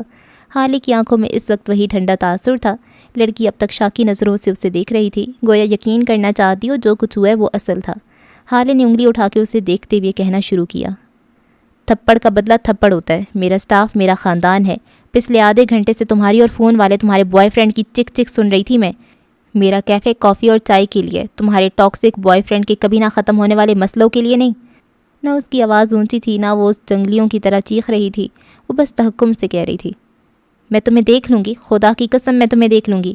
لڑکی پھنکاری تھی. حالانکہ سکون میں رتی برابر فرق نہیں آیا تھا. لڑکی اب بکتی جھکتی اسے دھمکیاں دیتی جا رہی تھی. اپنے بوائے فرینڈ, اپنے باپ کی دھمکی, اور حالے جانتی تھی جس لڑکی کی دھمکی میں بھی وہ خود نہ آتی ہو وہ خاک بدلہ لے گی. اس نے سر جھٹک کر باقی لوگوں کو دیکھا, پھر مسکرائی. آپ کا وقت خراب کرنے کی معذرت, آپ سب کو کافی کا ایک کپ فری دیا جائے گا, انجوائے کریں. اس نے کہہ کر موہت کی جانب چہرہ موڑا. وہ پشیمان سا کھڑا تھا. آئی ایم سوری میڈم, میں آئندہ خیال رکھوں گا, مجھے جاب سے نہ نکالے پلیز. وہ گیلی آنکھوں سے کہہ رہا تھا. اس کے انداز میں منت تھی. حالے نے سخت نظروں سے اس کو دیکھا اور اپنی آواز ہلکی کر لی. تمہیں وہ لڑکی نوکری سے نکلوائے یا نہیں, لیکن تمہارا بے وقار ہونا ضرور نکلوائے گا. تم اس کے پیروں میں ہی بیٹھ گئے تھے, کیا یہ تمہارا مقام تھا؟ وہ اسے گھرک رہی تھی. موہت نم آنکھوں سے سنتا رہا. تم نے غلطی کی ہے موہت, تم ایک ہفتے کے لیے کیفے مت آنا, اور اس سارے عرصے میں تم کافی دینے کی پریکٹس کرو گے. موہت کے آنسو اب بہنے لگے تھے. حالے کہے گئی, تم میرا سٹاف ہو, لوگوں کے سامنے تمہیں ذلیل کرنا مطلب خود کو ذلیل کرنا, اور آئندہ اگر تم کبھی بھی کسی کے پیروں میں بیٹھے تو فارغ سمجھنا خود کو. آخری تنبیہ میں ذرا سختی تھی. میں نے بھی اس دن یہی کیا تھا. ایک آواز پہ حالے کو لگا جیسے وہ جم گئی ہو. پتھر, برف, ساکت. کئی لمحہ بعد اس نے آہستگی سے گردن موڑی. اس کے سامنے ایک عورت کھڑی تھی, باوقار سی, خوبصورت اور پرسوز سی. اس کے پیچھے ایک لڑکا کھڑا تھا, 17 سالہ, سیاہ آنکھوں والا. حالے کے لب بے اختیار پھڑپھڑائے تھے. اماں. یہ ہیون میں بنے شمس سلطان کے نئے آفس کا منظر تھا. بھوری دیواریں, کمرے کے عین وسط میں رکھا لکڑی کا میز اور اس کے دونوں اطراف میں رکھی کرسیاں. دیوار گیر کھڑکی سے آتی دھوپ, اور اگر اسی دھوپ کا تعاقب کرو تو یہ اپنے سامنے بیٹھے شخص کے چہرے پہ پڑتی تھی. وہ آدمی کوئی 50-55 کی عمر کا تھا. مضبوط, اونچی اٹھان, معمولی نقوش اور نیلی آنکھیں. کچھ تھا اس کی ذات میں جس سے روب سا آتا تھا. سمیر صاحب, آپ میری زمین دیکھ چکے ہیں اور آپ اس کے اصل سے بھی واقف ہیں. کیا آپ ابھی خریدنا چاہیں گے؟ شمس ان کے چہرے کو دیکھتا سکون سے پوچھ رہا تھا. میر گہرا مسکرایا تھا. شمس سلطان, میں میر واز فرید ہوں, اور میں 4 کاموں کے لیے جانا چاہتا ہوں: پیسہ, طاقت, غیر قانونی کام, اور آخری کام آپ تب کرتے ہیں جب کوئی آپ کو زبان دے کر مکر جائے. لیکن یہاں کون مکر رہا ہے؟ شمس نے اس کے منہ سے بات اچک لی تھی. میر بس اسے گہری نظروں سے دیکھے گیا, پھر ذرا آگے کو ہوا. شمس کے چہرے کو دیکھتی ہوئی اس نے کہنا شروع کیا, میں ایک 5ویں کام کے لیے بھی مشہور ہوں. وہ ٹھہر ٹھہر کے بغور شمس کا چہرہ دیکھتی ہوئے کہہ رہا تھا, بربادی. شمس سلطان, میں بربادی سونگھ لیتا ہوں. تمہارے آس پاس سے مجھے بربادی کی بو آ رہی ہے. چہرے دیکھ کر کسی کا مستقبل بتانا آتا ہے مجھے. میرا مشورہ ہے اس کام سے دور رہو. آخر میں وہ واقعی مخلص ہوا تھا. شمس کا سانس ایک لمحے کو تو جیسے سینے میں اٹکا تھا, لیکن اگلے ہی لمحے وہ خود کو کمپوز کر گیا تھا. مجھے جس سے خوف آتا تھا اس کے اپنے پیروں میں اب بیڑیاں پڑ چکی ہیں. وہ محبت میں پڑ گیا میر صاحب, اور محبت اچھے بھلے مرد کو بیکار کر دیتی ہے. مرد ایک وقت پر ایک کام کر سکتا ہے, یا پھر انتقام یا محبت. 2 جذبے ایک دل میں لے کر چلے گا تو دونوں میں سے ایک نہ ایک ٹھنڈا پڑ جائے گا.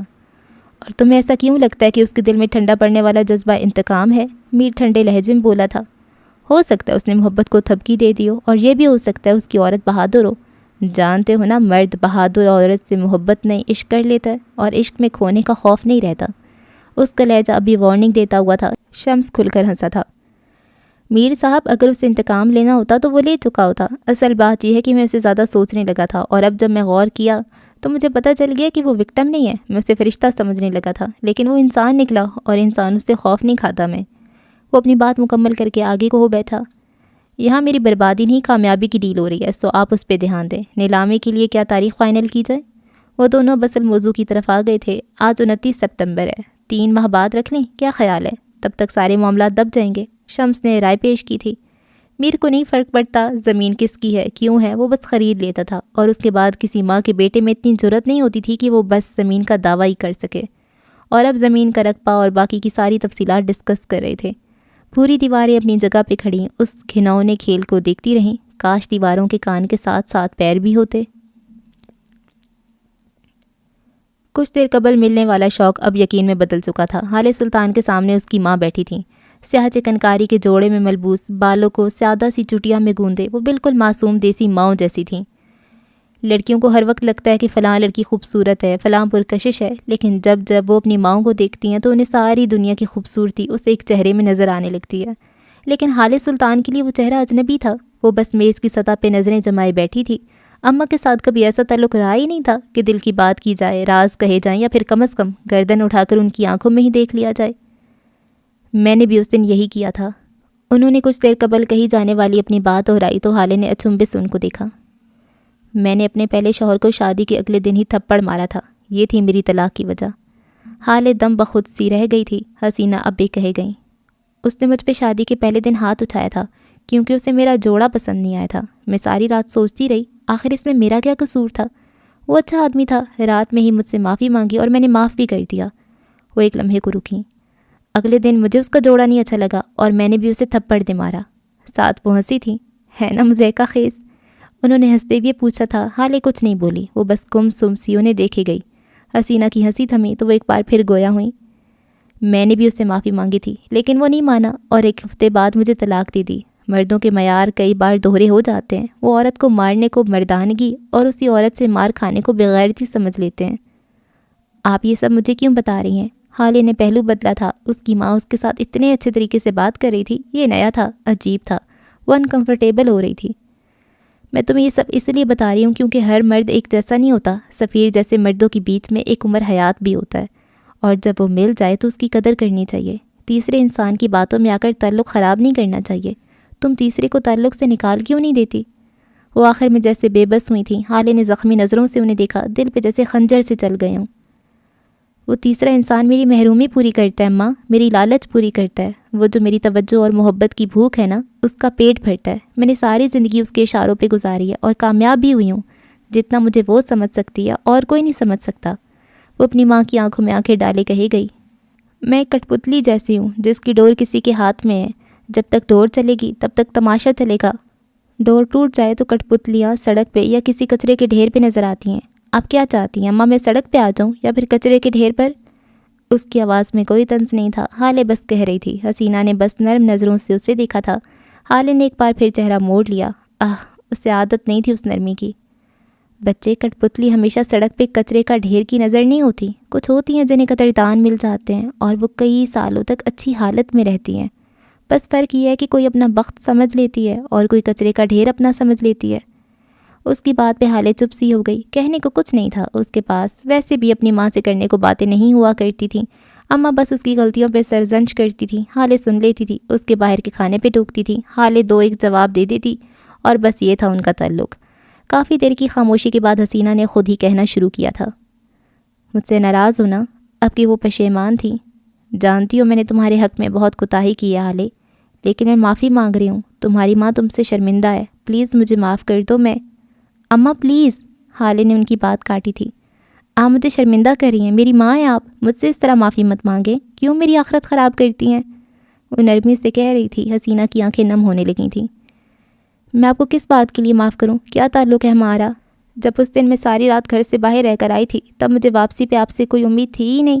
ہمارے تعلق میں امید، محبت، ان چیزوں کی تو کبھی گنجائش ہی نہیں نکلی تھی۔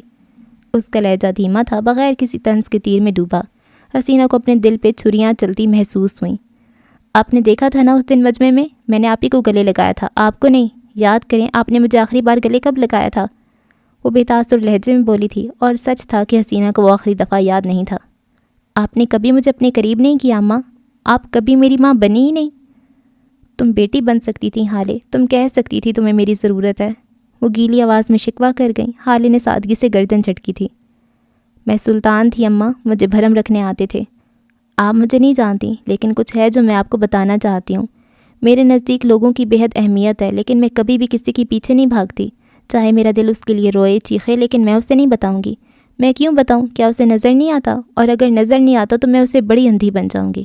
آپ ماں تھی اور میں بیٹی، ہمارا تعلق آپ نے جوڑے رکھنا تھا، نہیں جوڑ سکیں۔ وہ ایک پل کو رکی، سے آنکھیں اٹھا کے اپنی ماں کو دیکھا۔ تعلق سڑ گیا اماں، اب مجھے آپ کی اور آپ کو میری ضرورت نہیں ہے۔ مجھ سے معافی مانگ کر مجھے گنہگار نہ کریں۔ معافی وہاں مانگی جاتی ہے جہاں کوئی تعلق ہو اور تعلق سے جڑی امیدیں۔ ہم دونوں کو ایک دوسرے سے کوئی امید نہیں ہے۔ وہ نرمی سے کہتے ہوئے اٹھی۔ حسینہ گردن جھکائے بیٹھی رہیں۔ حالے کے دل کو کچھ ہوا تھا لیکن وہ ڈھیٹ بنی رہی۔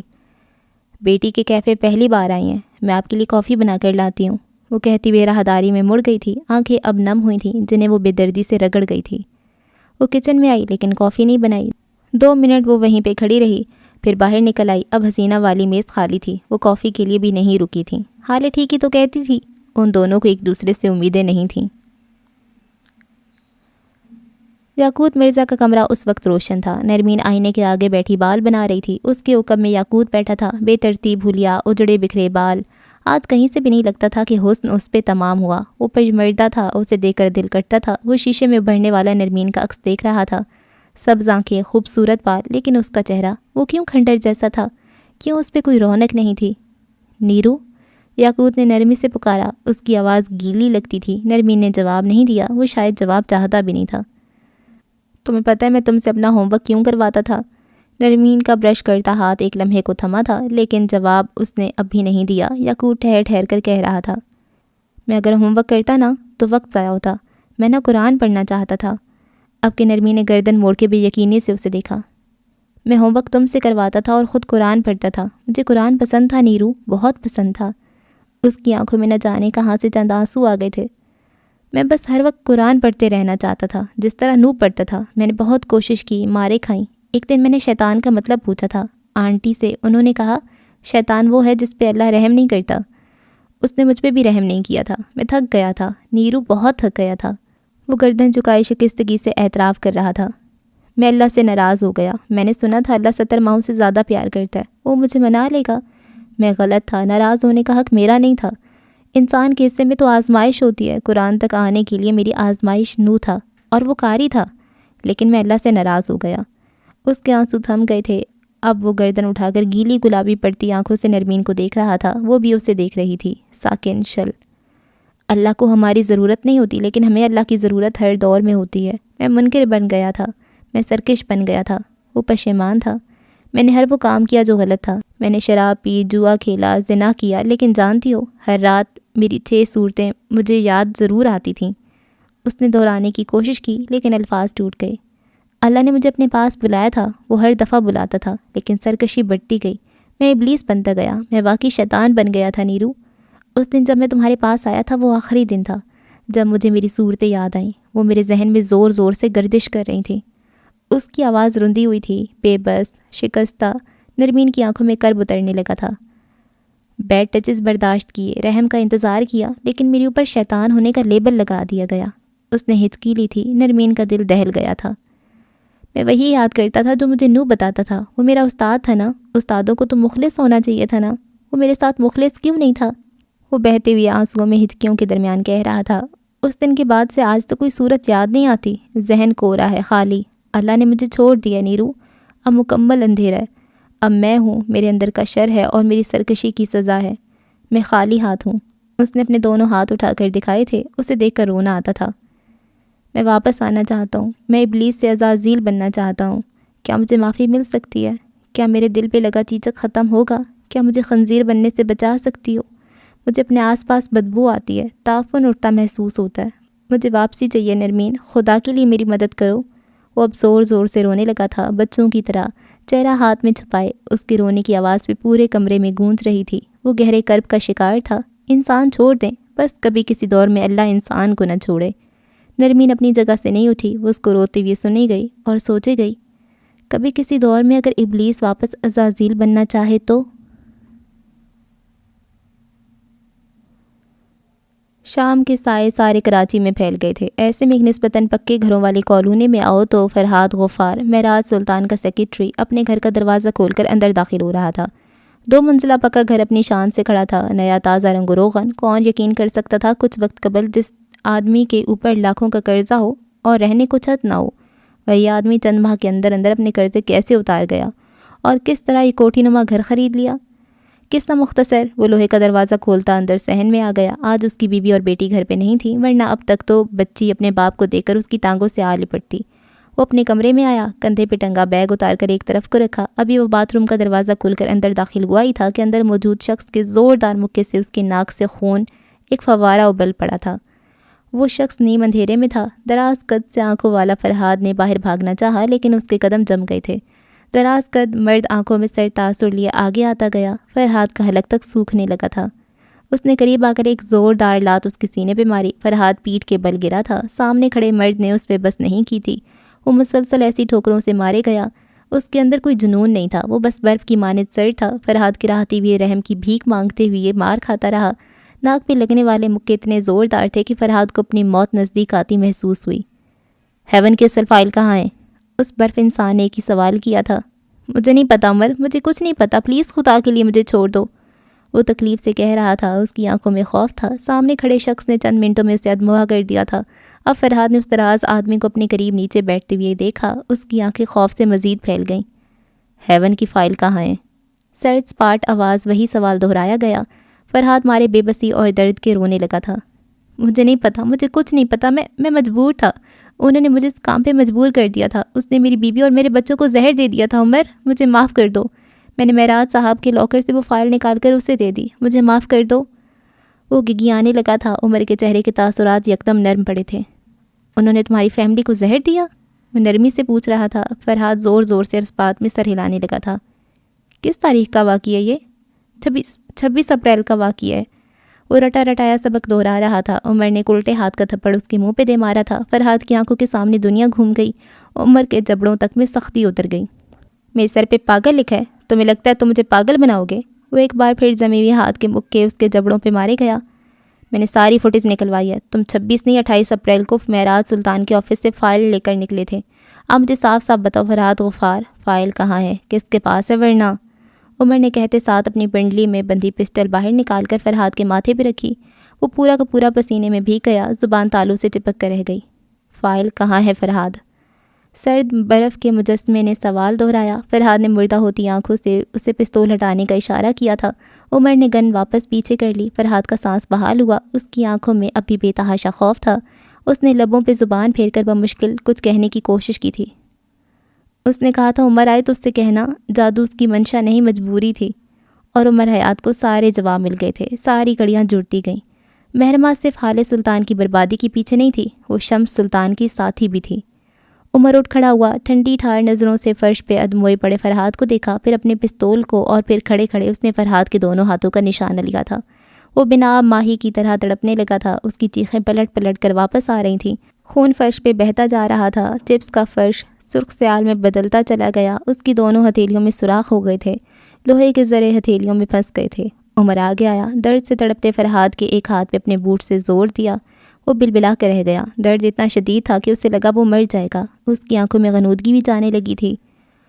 اسے کہنا میں نے اس کا پھندا تیار کر لیا ہے، بس انتظار کرے میرا۔ وہ سرگوشی کرتا آگے بڑھ گیا۔ فرحاد اب بھی رو رہا تھا، چیخ رہا تھا، لیکن نہیں، تمہیں اس پہ ترس نہیں آئے گا۔ اور کچھ لوگ ہوتے ہیں جن پہ ہم ترس نہیں کھا سکتے، ورنہ یہ کہانی میں ہوئے ظلم کی بےعزتی ہوگی۔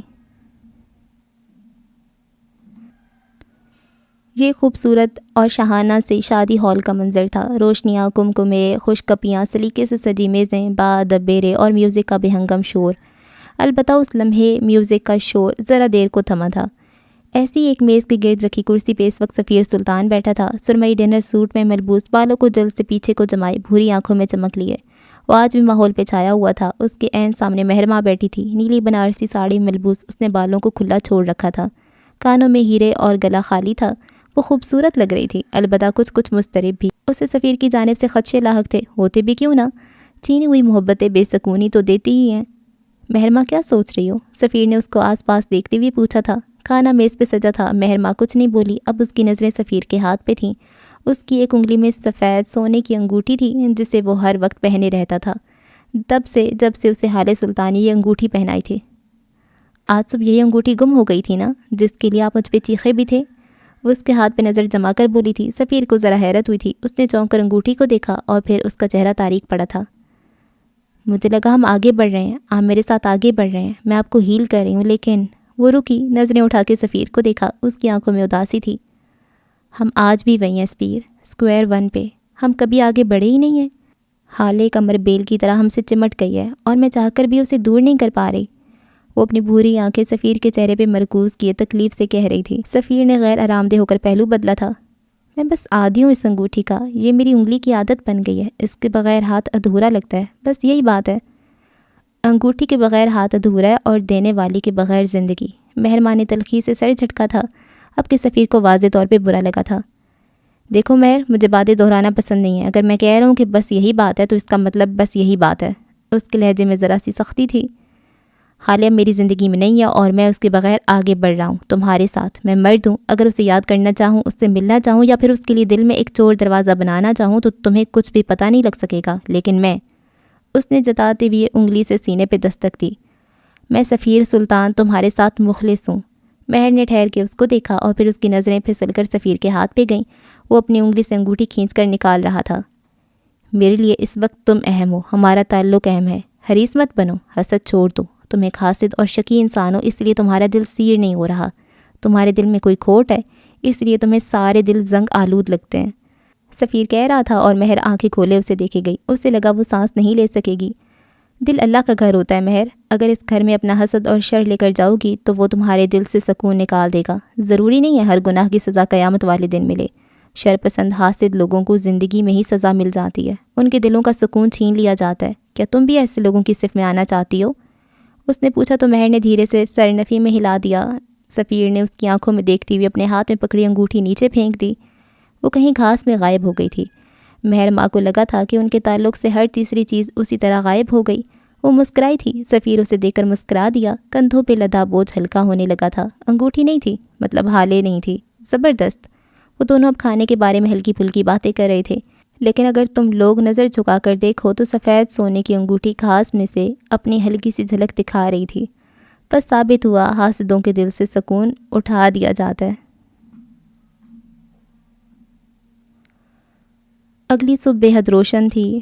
بینز بلاسم پہ معمول کی گہما گہمی تھی. ہر میز پہ لوگ بیٹھے تھے, چائے کافی پیتے لوگ, یا پھر گھر سے جلدی نکل کر اب کیفے میں بیٹھ کر ناشتہ کرتے لوگ.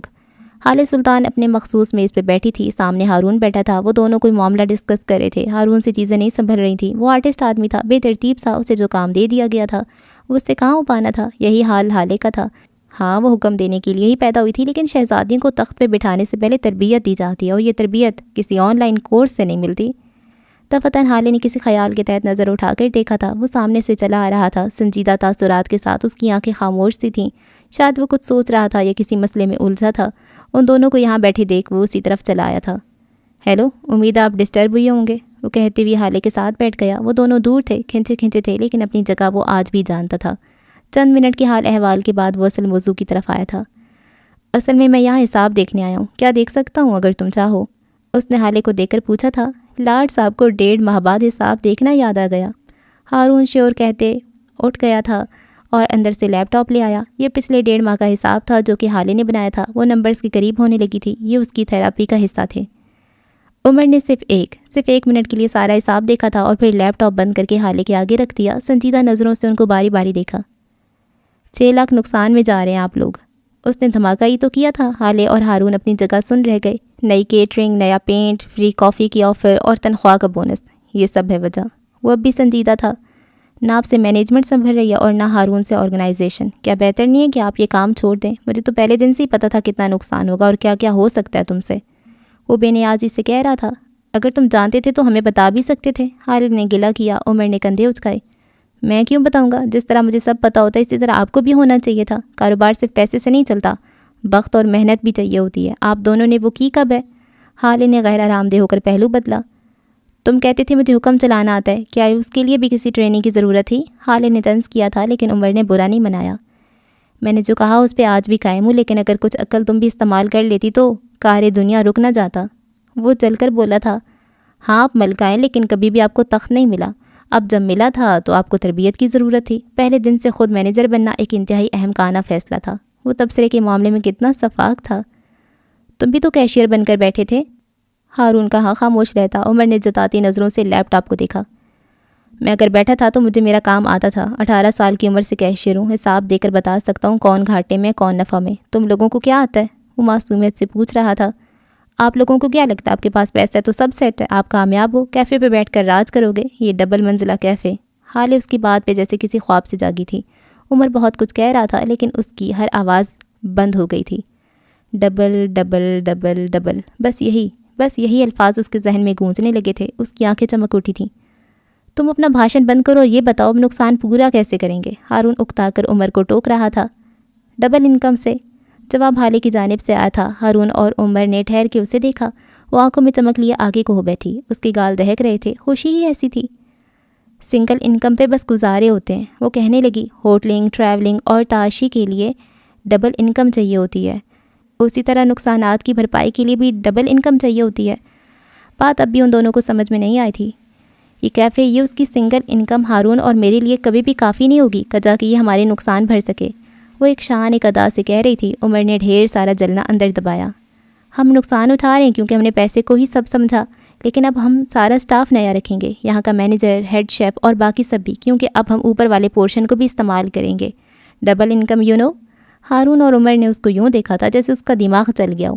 کیا پاگل ہو گئی ہو؟ جانتی ہو کتنا خرچہ آئے گا، اوپر کتنا گند ہے اور کتنے سارے سامان کی ضرورت ہوگی؟ یہ بالکل ایسا ہوگا جیسے ایک نیا کیفے بنانا، کہاں سے آئیں گے اتنے پیسے؟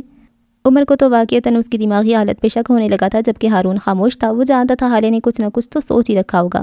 پیسے ہیں میرے پاس، کافی ساری سیونگز ہے میری، بس مجھے ٹائم مینیج کرنا پڑے گا اور نیا سٹاف ہائر کرنا پڑے گا تاکہ میں ان سے سیکھ سکوں۔ یہ بالکل ایسے ہوگا جیسے ہم اپنے ہی کیفے میں ملازمت کر رہے ہوں۔ وہ آخر میں ہلکے سے شانے اچکا کر بولی، پھر ایک نظر بجھے ہوئے ہارون اور عمر کو دیکھا۔ اور آج کے بعد تم دونوں بھی کافی اور باقی چیزوں کے لیے پے کرو گے، بہت ہو گئی مفت خوری، غضب خدا کا 6 لاکھ گھر سے بھرنا پڑیں گے۔ وہ کانوں کو ہاتھ لگاتے ہوئے اٹھی۔ میں اپنے کیفے میں بل دوں گا، ہارون صدمے سے بولا تھا۔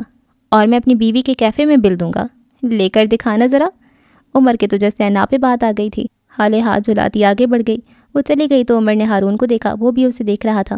تم بہت اچھے ہو ہارون، یکدم وہ مختلف لہجے میں بولا تھا۔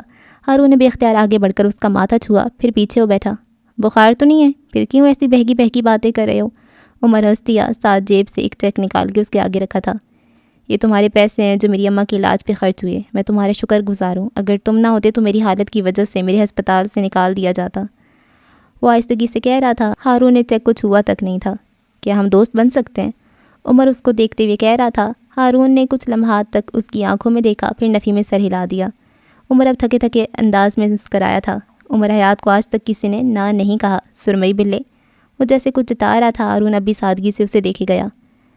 میں اگر تم سے دوستی کر لوں گا تو مجھے تم سے مخلص ہونا پڑے گا، تمہارے لیے دل سے حسد ختم کرنا پڑے گا۔ اور وہ رکا ایک پل کو، حلق میں ڈھیر سارا پانی جمع ہوا۔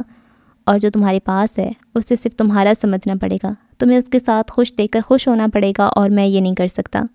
اس نے زور زور سے نفی میں سر ہلایا، آنکھیں نم ہونے لگیں، دل کے زخم ادھر رہے تھے۔ عمر چپ چاپ اسے دیکھے گیا۔ تم نہیں جانتے عمر، میں اتنا اچھا نہیں ہوں جتنا نظر آتا ہوں۔ جب میں تمہارے پاس وہ دیکھتا ہوں جو میرا نہیں ہے تو میرا دل کرتا ہے تمہیں کسی ٹرک کے نیچے آ کر مر جاؤ۔